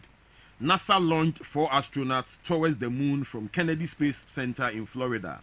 The crew is Commander Reid Weissman, pilot Victor Glover, mission specialist Christina Koch, and Canadian astronaut Jeremy Hansen. They've trained for years for this, so when the rocket ignited, the ground shook. The 322-foot tall space launch system roared to life, its engines generating 8.8 million pounds of thrust. The force rattled windows miles away. Spectators in Titusville across the water watched the skylights up orange. Na we know it's an expedition na ekoso ewo wiase. Na Weissman is a decorated Navy pilot and former International Space Station commander. Glover is a Navy aviator who spent months in space. Koch holds the record for the longest single space flight by a woman. And Hansen is a fighter pilot and the first Canadian ever selected for the lunar mission. And for the first time, there's a black man amongst them. The first black man to ever go on that mission. Or also Anna Ejnemuna or Moko for that mission. And that there be MSODK this year, so your co-space got now. Who's our expedition was saying? Yes, yes, we are boy on for that because you think so. And the way yes say in Sunni and Sas and quite one. The way Galam say any furious activities are a cause pollution. A cause or my whim. Any near and some fata yen ye did destroy one. A time is coming. A hand ye a conubim. And chakra or mine run your media saying, sir, a well endowed with natural mineral resources. Yenya ya mumu ye. Yenya pesa minkumya. Yenya ya mo ya. Yenya ya pia mwenya ntem. Syndrome no. Beka kudu baby a hanya ya kono bim. Yeah. It is high time say you explore other planets. Other planets because we are meant to destroy what we Jupiter have. And our Neptune. And Ubusamia. Good. me bon pa say Ghana nim dia for scientists for umbetimi akọ explore na uma pe baby a say hey you betimi akoso yo akoso yo na won you say this week okokan wa Angel FM say you support any military takeover no odike anofum okay I like that anofum into no brejo makan wa watching a sign bebrebe makan on so many platforms and you ha na na meeting into watching a sign omo friends gbese no beshi no tugum sa I like that you know retraction good leader bia no o ko enu se bibia nko ya yeah good so we na we make amends. I like that retraction and that's fair. I must say me for recommend you buy because enyo bia oyem from so out to me nya akukudro ba bontin we can say o dia me ye no manye ne ye because my whole post I think it was this done me sorry normally no me sorry sir na be sure na me who say the senior brother I don't think so we count as you understand and say what we power that is okay. Yeah, no, that is how we that's how we are discussing development and question na me say said the young guy is here Burkina no ama youth no kondo say e benya say military leadership what you say enti penfo toto nyema yi good na democracy no yenye democracy na hia yen yenye democracy wa bra emaburu nya adwuma nye yenye democracy wa bra empenfo na de o ma na hye mu nsa no omu ya bibi fofora e de o ma no kwa na ekonachi what you say enti in this context no now I was so emotional all right me kan but me say need kwa say me kan sa fair enough yenko ye nim Alexander Kyoko ye NDC's former parliamentary candidate Ewo Bochiano English man from ono so about Bekens. So Anope, we've talked a bit about transport fares, you know, and the threats by the drivers say by 3 p.m. Omenya an audience with government they might, you know, I mean, withdraw their services. A bus also Easter when passengers will feel that heat. Alex, a bit on this, any what drivers are threatening. Who is saying Omsifu on the Kosro, Omomwaso. Abani share your boss a Kosra or Bebuayen, but ye nante abine can any do Modia Bayo. Mammy Kaicha at here for an asher for. Good. Na Mesa Encha Minua Penny or decay. Maybe I may shine catch time or top shoes, no matter top shoes for that. Would you ventures? And then all in a combination. I bought leopard belt with a leopard shoe. That's a time. More than Mobutu Sese leopard belt with a leopard shoe. I a student, yet I turn the shoes. Yeah, that was a man who was a competition. Fashion, fashion competition. Oh, Macra. I know. So when I want to show. Oh, man, Debbie, because I was so good wardrobe. Some of them don't want no buses. And no one buses. Ampa. Alex, into me too. And say, but we wouldn't start to be answer member transport way. NASA. Yeah, the space mission. Good. Ghanaians be brave. Yeah. And I wish and you more you will be amazed. Yeah. But at times they can say science. You can science, but we don't create rooms for science after school. Yeah. And see your US school now you who be ya you be fat. No, yeah, me offer a corner sapping. Yeah, Uncle Edwege, meaning so her no pay. Those times are always real. No, he had an opportunity to work with NASA. Yes. Good. Into Uncle. Yes, Omoyadi pa. And we should. I know say you see setting up those things be waha. Yeah. Even a lot of Ghanaians on both volunteer on Babe boy and I. Of course. But YNCC. As I see on your media, so I will not run away from here. Say you come mass and commune. No. Yes, the thank you. See, transport. Any fuel assembly. Yeah.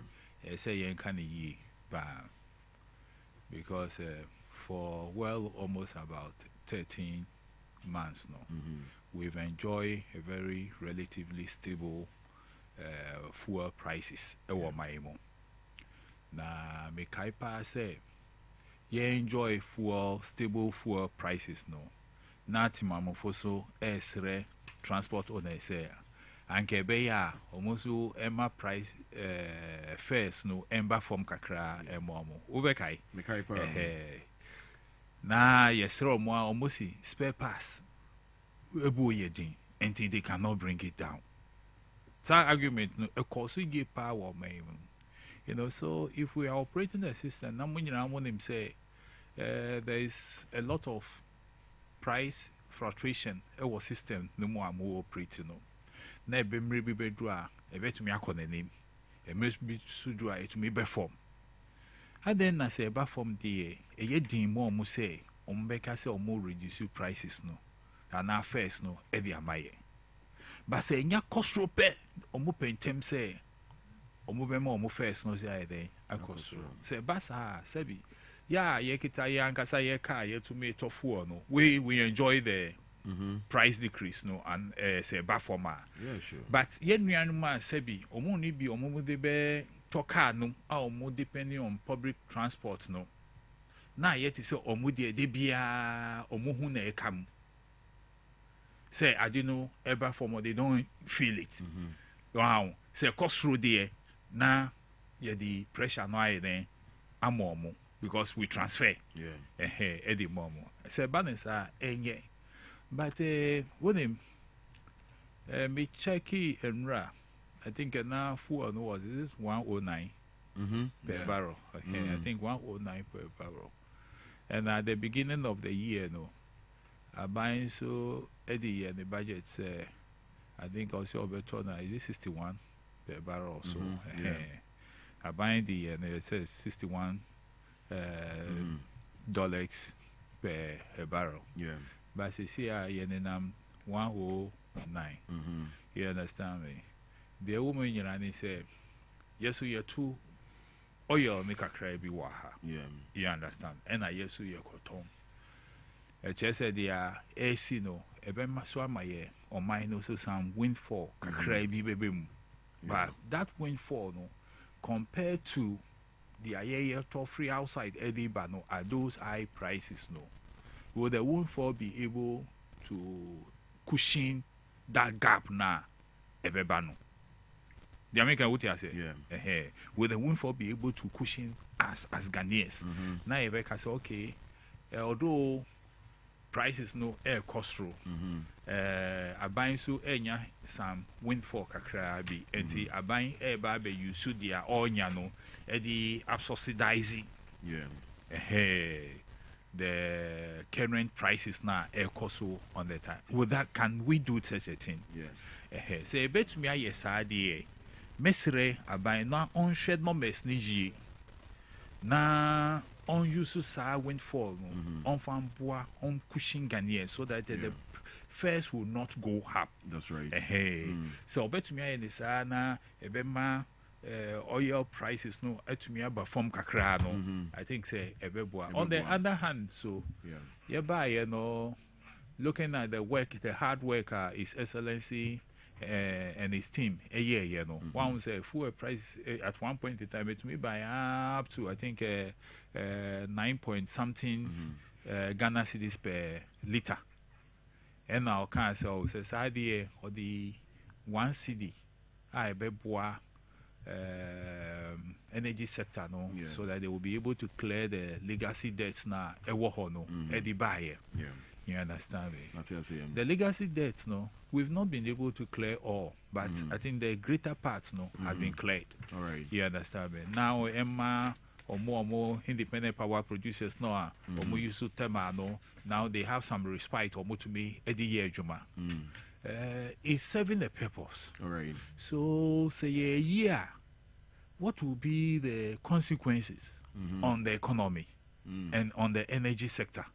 We should weigh all these things no so buying who say so and create serious challenge in my economy now obet me every hole. All right, say and also sana ma Canada no windfall na eba no on hwe kwan or the first wa obet me e dey cushion ye wo baby kakra bi we know that this way is temporary enya dia e betra ho afiball. So we are open say maybe it can happen that even as we are speaking by the time we will leave studio no on make I say war no cry on my jai because say you don ma ka say sa wo ya ye koi me hu nya sansem bia e wom we shall Trump a bit oh my catch no straight to the face. All right, Martin. My catch say oh rap in the away just ye jana I mean quite because so earlier on you were saying said there are a lot of Ghanaians are my Juma with NASA. Yes. And I told you said my uncle I Juma with NASA paying. So he sent me his picture. Uncle Edue J Dech. Okay. O because on me na nanita for him. Sir. Yeah, me na nanita for him. Good, yes. Says an agent from Pone also. But Nana or no free woman an agent from Pone buy no. Yes, Bodu Kojo. Men and an impono no. Yes, now me uncle Edue J Dechi worked with NASA. He's worked with NASA before, and so he took this picture when he was at NASA. We'll show you the picture on TV. Or what space craft name. And I feel no operations and the Kranan campus I'm the two human so but we're seeing in the Chikakra but hopefully next week when we come no more koba I feel we engage some more now for who know what's actually on that mission at the end of year NASA or call a spacecraft in send a city how many days we also maybe 10 days space and you know that's about it and yet there be an country your home amount for who know but I mean, yes or no, so that's him. Edu Ej Dechi, he's a Ghanaian, yes, a full-blooded Ashanti man. He worked with a year NASA, almost space missions in him, or no, at that screen, so now more no. Uncle Edu Ej, and Nano Pemichao, Naneje, and Abu Edu Sumichao, Mopa, and a message so Sumichao. All right, so the cam said on transport media, you said a bit on it. No, I have to add more. You have to add more. All right, take us on. Take us on with you. Good. Public transport. Yeah. A national, can I say? A national mandate, a social service to the people. Good. Every time I OSA, you're mama so teamia.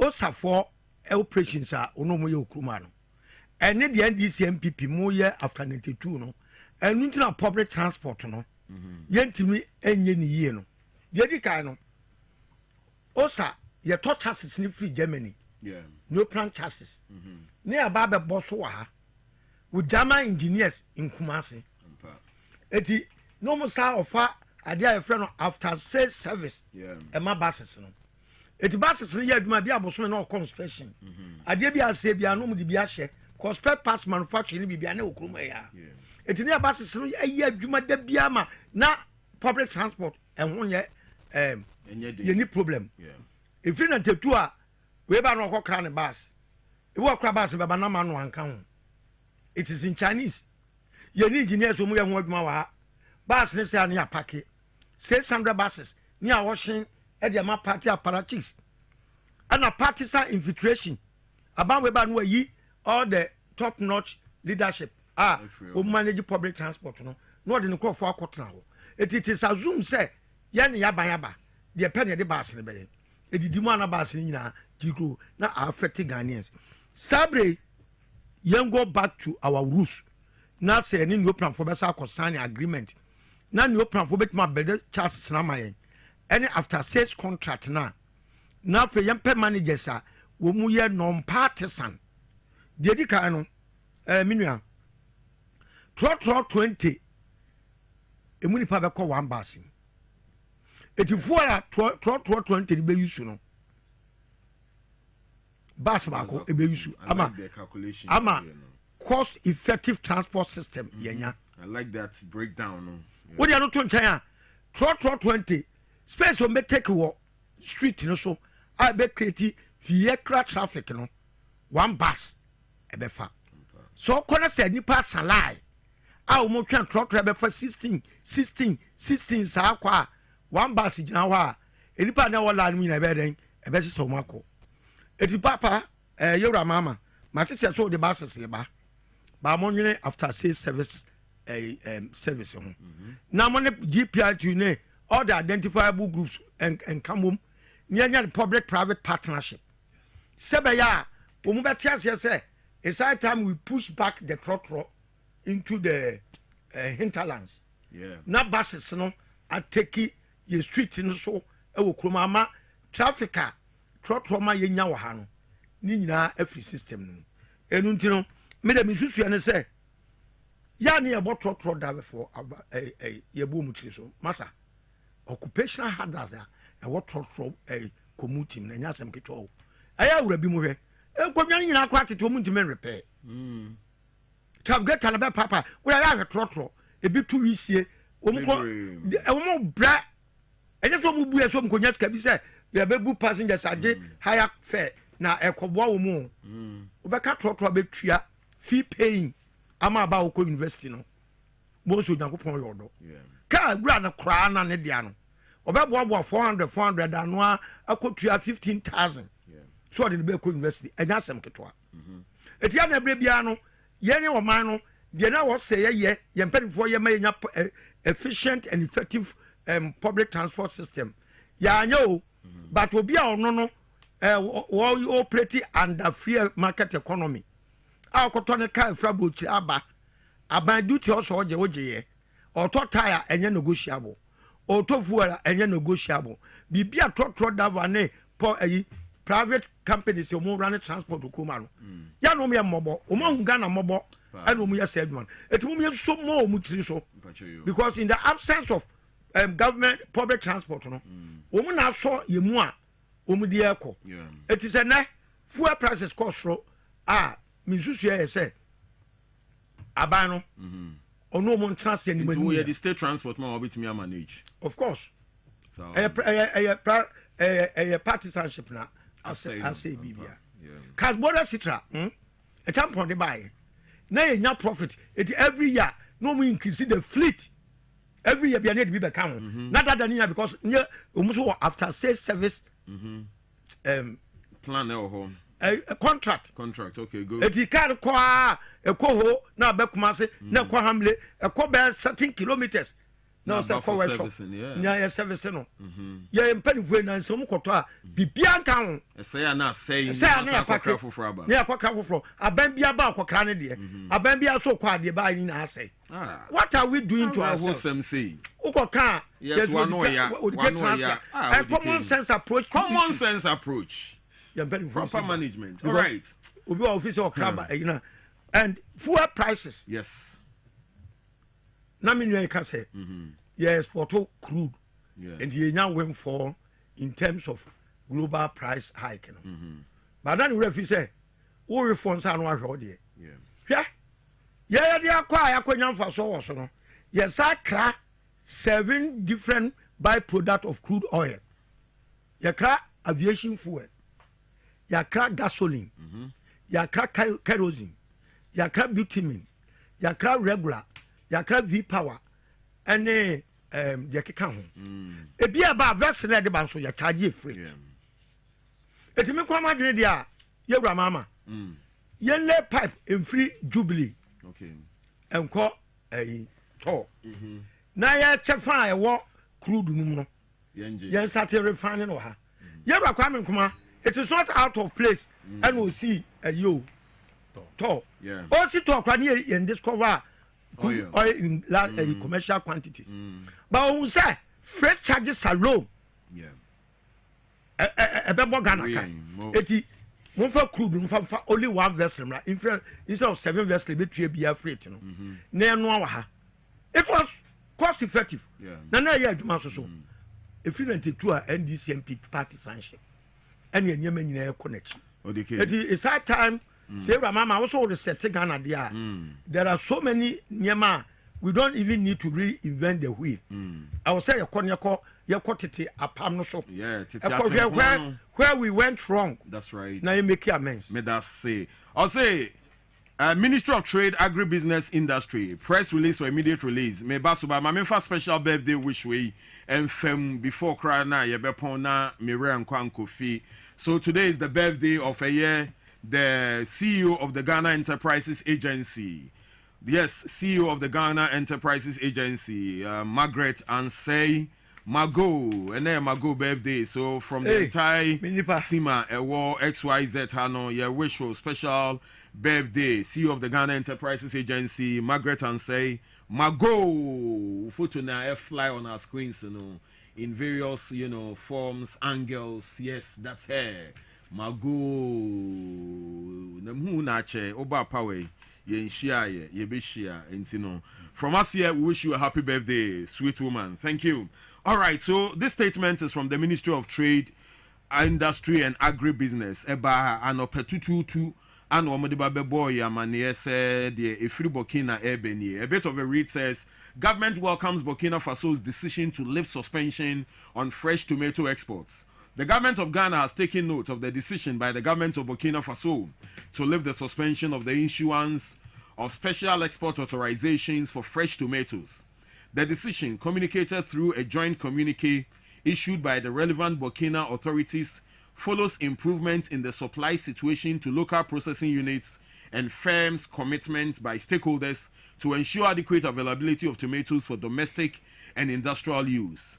The government of Ghana welcomes this development, which is expected to ease the flow of fresh tomatoes into Ghana and contribute to stabilizing supply on the local markets. Tomato traders and all relevant partners are being encouraged to partner government as it continues to take appropriate steps to protect both consumers and industry players. Issued by the Public Relations Unit of the Ministry of Trade, Agribusiness and Industry. Alex, I mean you on this. Maybe I know the care point. Yeah, it's very sad. Say, a desert country had to me produce tomatoes all year round. Yeah, the rainforest zone no more. And in Savannah, we are not able to produce tomatoes throughout the year. Later now we'll read the I mean who you are but working kind of I hate to say yeah bossy hooray you know that is very sad. Yeah. Say as for my to make transit. But I would say yes, temporary, a good respite. What that should tell us, and he say, call your name no. Say Ochna Burkina Faso for and who say they are not getting enough tomatoes to feed their factory. It will come again. It will come again, yeah, true. It will come again. And they say rather through the trade ministry and the Greek, they say they should put their heads together and tell us the Omudi Eba Maya to me are producing young Kasaya tomatoes. Not say Obi can say we're banning the export no higher. And to me, yes, it's good for the time being. They say Eba Maya respite kakra, but yen should quite be fasu. Na ebe to me a produce tomatoes no. Not me agree expert be or see your tomatoes na ye one no. You were different varieties. You know one variety you to me cultivating throughout the year. So if that is the case, you were able to me cultivating in the rainy season. They are able to me cultivating in the dry season. What prevents us? We should be able to do it. Well, my constituency, tuber irrigation, that was the purpose for them to grow tomatoes and other vegetables throughout the year. So what's the state of the irrigation now? But produce, there is no facility. Bumper harvester.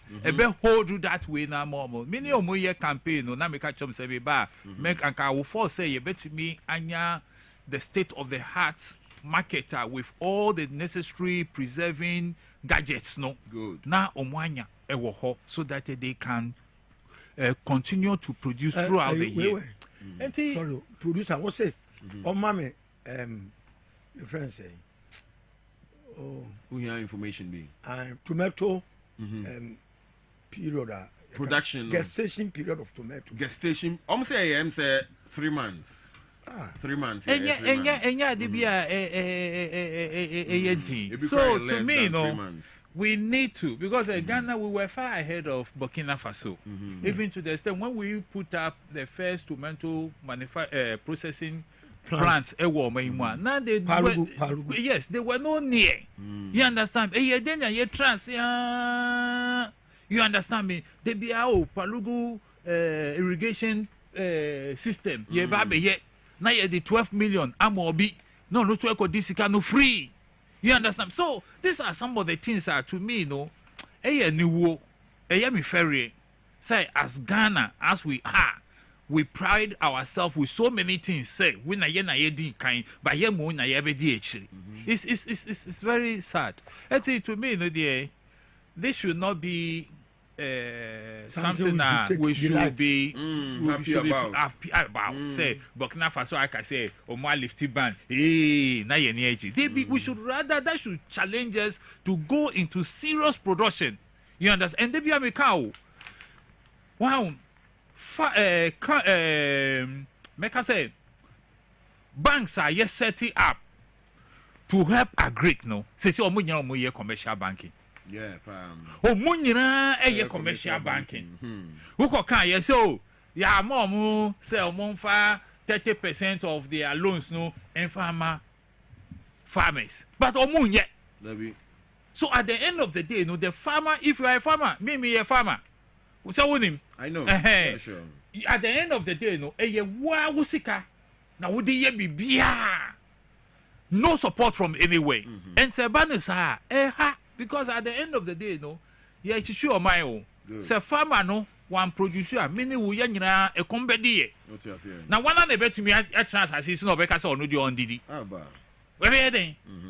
This is so since some of the things as of mine. We should be deliberate about it. I don't think say we should have problem with tomatoes, onions, okra, garden eggs. These are things I use on daily basis. Let's be intentional. Now say, okay, looking at our consumption level, we are going to cultivate these acres of land for tomatoes, these acres of land for okra, these acres of land for garden eggs, these acres of land for onions. Yen sir. Bro, any friend say beans, any dekika. We should be intentional. We know our farmlands. Yeah. Let's be intentional about these things. Na yen so that when them say this is the volume of food that ever buy your tables no so. Thank you. Then the ones I bet to me they are called your friend will say buffer stock no so na ye no so then we'll have no problem. But I said I running near money be warming with the David. Thank you very much for your deep thoughts and your analysis. So DK, you have 10 minutes, Mamintio, Niampom. Tomato importation. Yes. So sad. Maybe me call na wrongo. Okay. Na me ye campaign if you am go PM.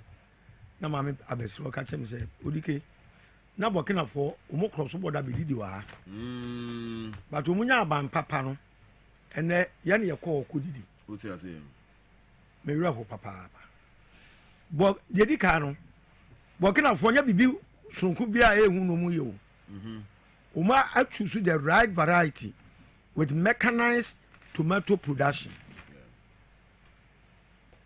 yeah ye touch na ye wo no dodo na traditional one ye 90% water content ana Burkina Faso edua 90% fiber content yan ye dey industrial ye dey production what you say yeah no enam say fiber ne do so nti say 2 weeks kwa na say 1 ton ya empro ye so dey enam say nsuo wo mu do so nti ade tin ho an nsuo no apie ba na aiden essay.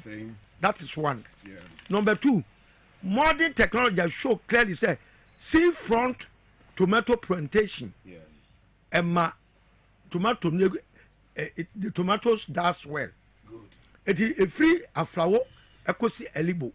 Ye seafront wo nyina ne met my catch agric ministry say omo pa wo me ntonchia because me ma betting for be research. Good. And ebrana yewra akoto as well, you're planting for food and job. I'm friend by. I've heard the due processes I hear. I could touch you. I'm a so many letters. Because I'm a girlfriend. Nana. Such a person at discount over 600 million. Yeah. So they are planting for food and job. Yeah, I'm and this one mobile money no more. Yeah. And then I'm a young visit. I have to say, perpetrators o ma wia o ma we no a ye nim so man fiscal nya de papa no mo no mo kɔ nakra na wusuma se agigi ska ne bi etina ama owra no ɛho nsɛm kan na kɔ ye bibi dagya no asɛm wɔ kɔka no kuma se na me transna me hwa MPP ba ɛbɛkye hwete sam NDC ba ɛbɛkye hwete sam eti ama nkrɔfo sabe wo mo fa kwambɔne so wia o ma we no me odikemani adene ba bad den so better say yes we dike ade o man fa kwamboni bi so ebi si da because oni pa bia so nya conscience good me conscience me tibuano chem say I was seminar it is I am of blood thank you to do something for my country and my country the baby bia mama na me shra odike I am duty say me ye bibia jame man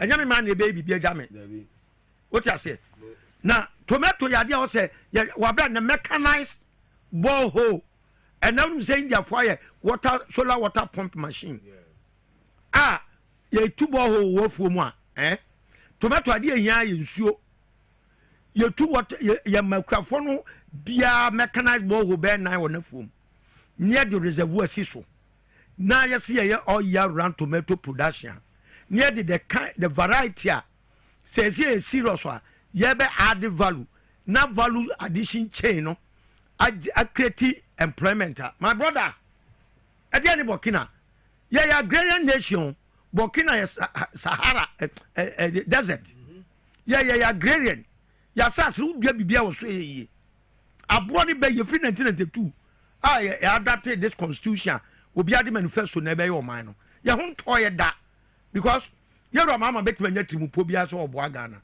ofiri wa do beba no say MPP na beba no say mama program so ye mani nye ho a ba bia yero mama ye koduru ye bia no I best store now so be starting there now so every home because manifesto MPP and NDC presenting to the electors no my brother the omu nya de kro if you want power alternator ubo say the way ya no so ja no so ko follow the manifesto etiama ye ni national policy direction on agric on education on all the sectors of the economy no we don't have it as a state as a nation me kwa there say if you can't do away with partisanship then can be say constitutional review yemfa your national policy nko entrance side of the constitution say obi biara o person odi o man so no o man na Ghana na adro the vision mo o man Ghana must have a vision that's it wo ba be present wo ba be implementation for the vision no which is the political parties and we the independent candidates we so udi so akonya na be partner so no aban no o job description o man na prepare man ni yes we want to implement this it is the 4 years now ba be di akonya no every now we have to dia ama o mindful it will so kwa do beba no wa ba be fa ba bia wo ja free no no so ato aso ekoba say benya consistency in our development and Ghana ni bia be hunu say this is the direction of the country but any be I manifesto there one step forward 2 step backwards 1 step forward 2 step backwards and na ye di blame game ye kasa bebre less action eti anya Hong Kong ye hunu amane me da say ye lose tomato production ye lose Ghana Airways ye lose Blast Star Line ye lose public transport ye lose rail system me niema bebre na ye wonyina ye lose it can't we sit as a nation say sorry na ye see no more sorry adults in schools and sorry adults in hospitals but me religious all right me sorry man there me I believe in myself and God. That's right. And now me or say me follow what is right. That's right. It will mean ko emi nua bone na me bia makopacho. No. Ade bia ya MY no. Look, when I go for body pan or my conscience. Good. Our intuitions and gas. I always follow my intuitions and my gas. Charlie. Odike too great. Sir, ade bia wo danya ne kra na ma obetu no. Ani bi catch up my direction say na wo kwa. Mo Sane no nyame no onu ni unyame mo onu na guide onu the guiding principle what you say eti yeso akwa transfer na akwa bon nsem akwa yi na tese yakopon amu yese mesum no mo oboy se ejapade a wa dia ejaye no ye me yese wono ni suban ni emfa ni so na dia wantimi anya no te say mobile phone ya de no wa ma nyansa say yemfa nto aso etinya nsembo akota so de makobo nsem ene baby bi eye wo akasa wo conscience that's it utibua wo ya papa wonim wo ya bone a wonim etimu me ntwe ye wo mfiri de anya ho na yenya de tene ne yenya ye saa yes we can create heaven on this earth.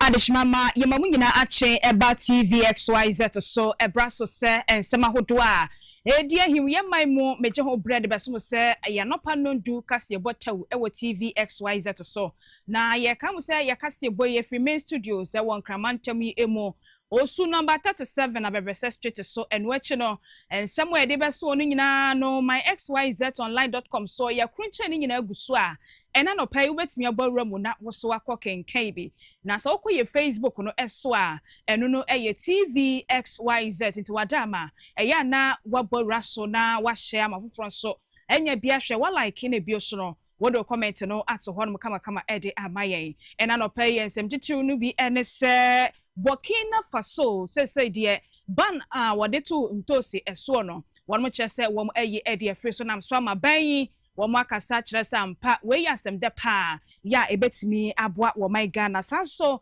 ena woni a wo yesahye waters ahodo e wo man wom kabom ko no wom de atudwa chese oforiso obusumi efri ni de to so ensia ede kono sahye water no wonmo e ba betum e wo man emudie nti a wom e kasa no yede mu ensem no e besomo na wasofo yi ohwe man Ghana yengumasuya so Yera Haruna Idrisu wadi atudwa ya watcha se BEC candidate no se de omo den chef for kraba womo etro sohwe ni wi a wom resource ne beba ansana womo akwakọ select schools ahodo no weni hya ahodo bi a womo ede agu akwan mafoforo bi ka ho anopai mabode beded besom se ya nopa nondu kase botew wo TVXYZ so mi amagebre somwo enanopai midin da chehima akosia oforiwa amamfo adeshimama yemonguremu na memfa nsem no ensom ye hyase e free Burkina Faso ye nyina nim sem dada senche bia obenim boso me da neto so edu enkron ene beto odwase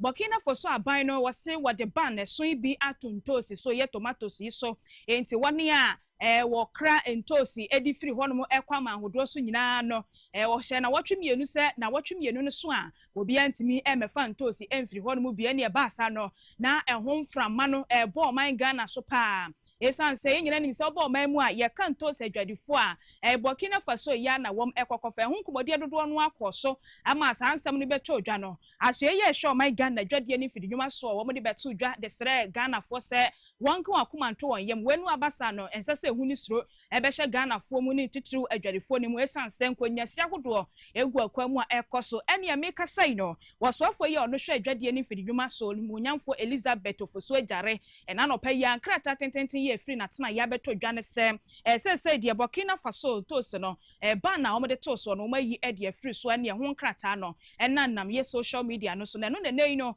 aseye no atia tumo omabo abaso kire se we ye nigesem kese pa edema wo my Ghana na no na nkrata ye beto dwa no wode atodwa ye a wocha se asam ne ba asa no se de omudi kan bo Ghana fo amane se wo mo etu ho na mo asi ho nkonya se na ebe ya ban no ye betimi aye free ho na mpania pa wo mo di wo se eyo nam so ema enkonya si ahodo ko so ye ni Burkina Bay ye counterpart no entamu a ene ye kire se wo mo di ho nkomo bebre se na ebe ya ntiase ebe ya dwuma wo betimi ayi ban no ede afro ya wo chemu a ene wo hwe nkita odi ahodo e ko so no anamaje no ye no eye WTOMC 14 ye no e ko so e wo ye Yaoundé Cameroon ena chese ko wi a kire a enti ase ye adwuma se e wose ban ya wode ato ntosi so e wo ye Burkina Faso se enko man bia so no wotimi eyi difference nje se de e yasem de pa de ama man Ghana ma ahye yi aso mu kire se we e yasem papa ya ebetimi abo man Ghana na wo kire mu se aba ne sa ne nyese bi o man Ghana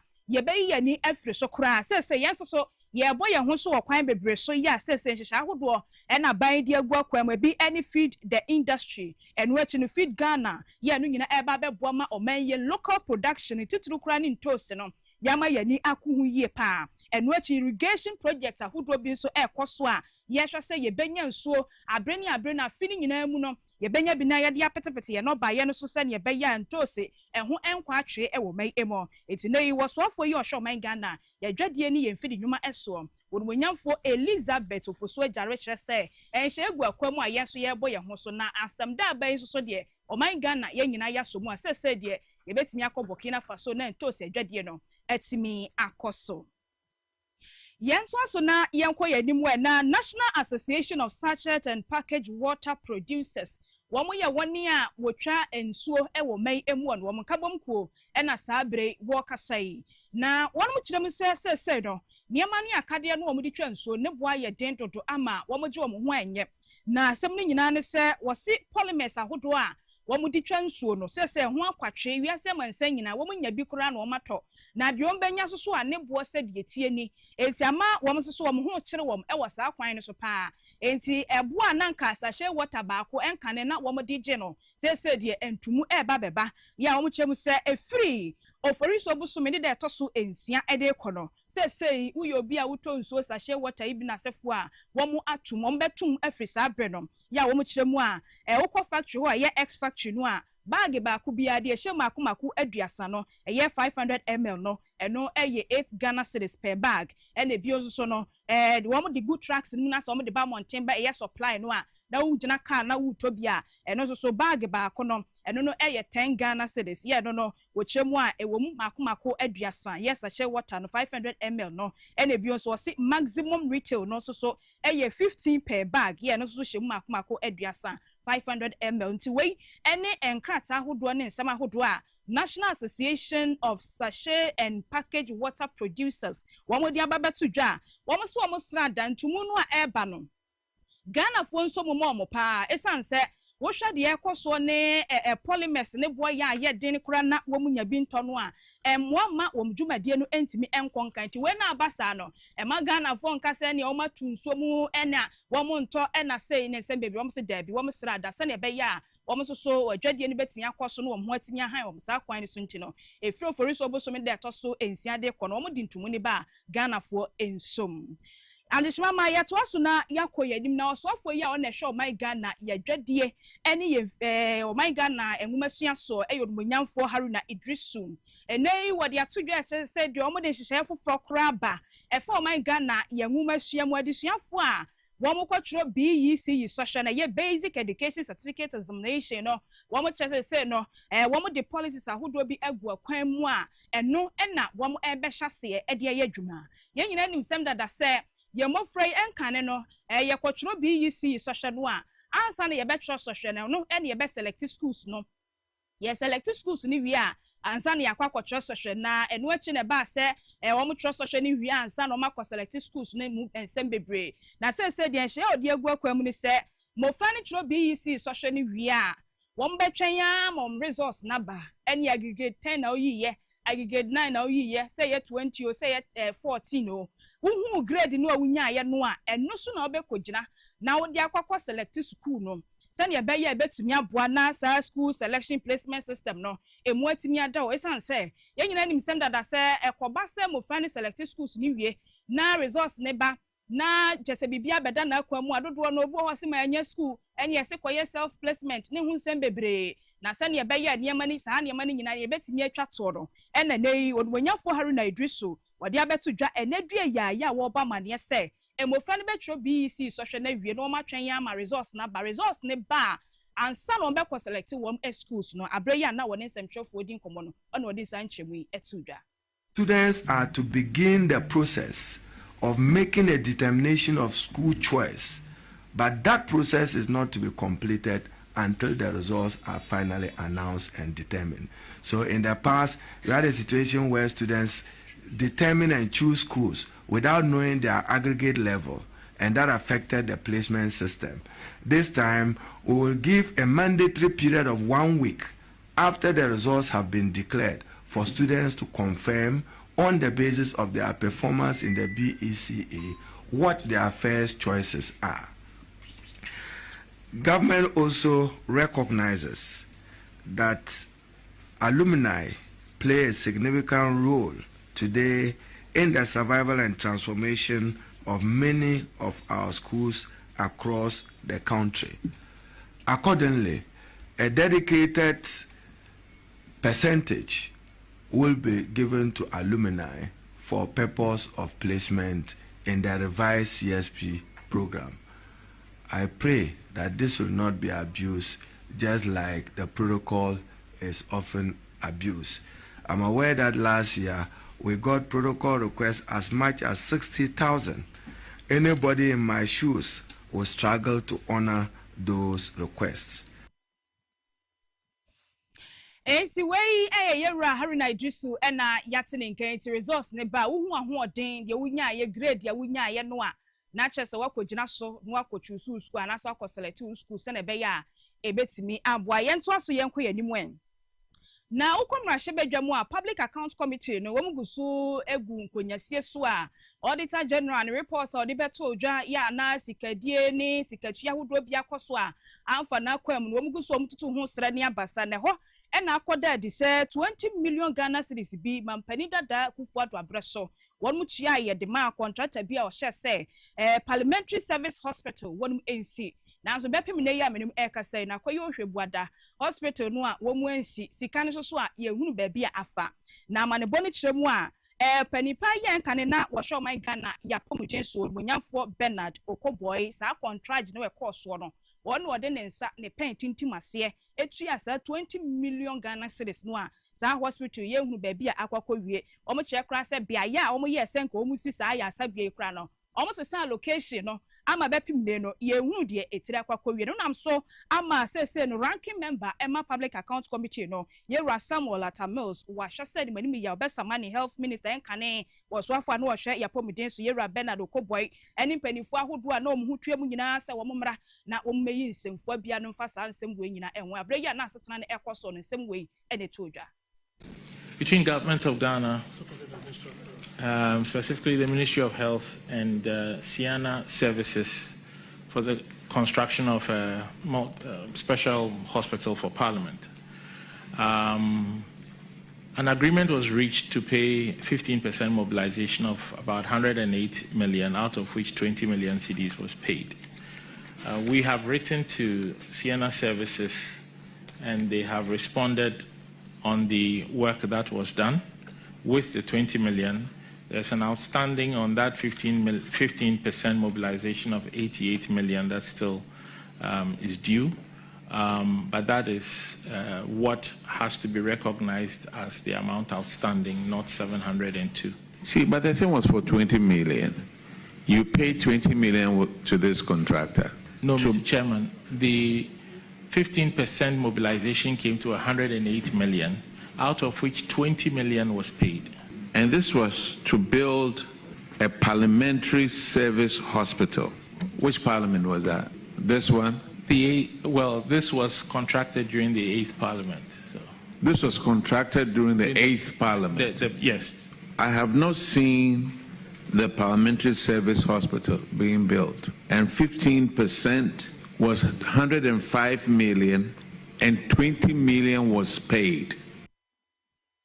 Enti yera Samuel Atamils wono ene penipa e friend Michael Yamson administrator the District Assembly's Common Fund no and now te say na wo bisa ne nsem a wo yi no 20 million Ghana cedis yesi de beti Parliamentary Hospital a ebepim sa bre yensi ye na yento aso yenko ye dimwe Ghana Revenue Authority Compliance and Enforcement Team no one ma bo ho so ama sa bre no edidibia ya ye friend say So Restaurant and Bar ye no ewo East Legon enkra ya one mo akwakotum ni nyina ne se wo mu ntua to wo mu ye adwuma eto nnuane e de ma omanfo enso eto ya betua dia mo man no betui omani e dia free so no achi kra no pasato nsa dia Fred Janelle Spaces Reye Rison Industries Limited any chanchan nyina eye businesses a won ehye Adexo ase ya say nyina ne se eto no ntua eti Ora Joseph Anan won ne panipa ya woda compliance and enforcement team no ano ya watch say wo tu sa na mo se ne be ya won a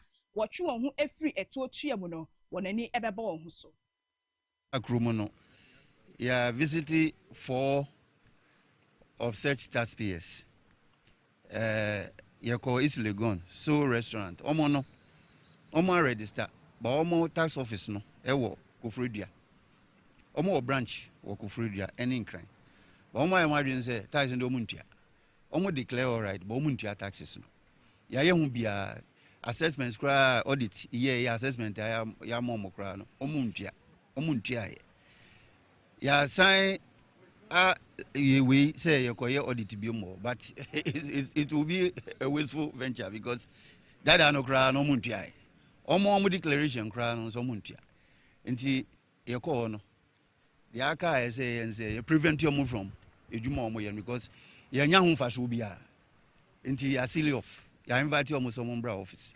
Omo ba na ya kan say the be ko si no. Definitely so mutia. So omo ntumi antwa nya cry na so mutia appreciable amount of taxes now omo yes adia e be biom if you wanna call Janelle Spaces omo no is Legon omo nso omo register kra but omo charge VAT omo register but omo charge VAT because omo issue we no receipts from omo system nti nyina kan VAT nsa nyina kan we na ewo machine mu nti Omotima on VAT count, but they don't. Adishmama way Ora Joseph Anai ena yetene nka yebegina so na kase bota we de besom TV XYZ so don ye de nyina sidi aka mu bia no prem to breka se bom ne esi adwa ye de beba besom asedan koma news team ni nyina MCR ena fenso Willie ena gina camera no echi e de ma Elizabeth Egonso ena etwi mani mi ameje penie esom wo edin ameje so da chema akosia ofuriwa amanfo mama mu nyina mu ene hwa ojeme anyado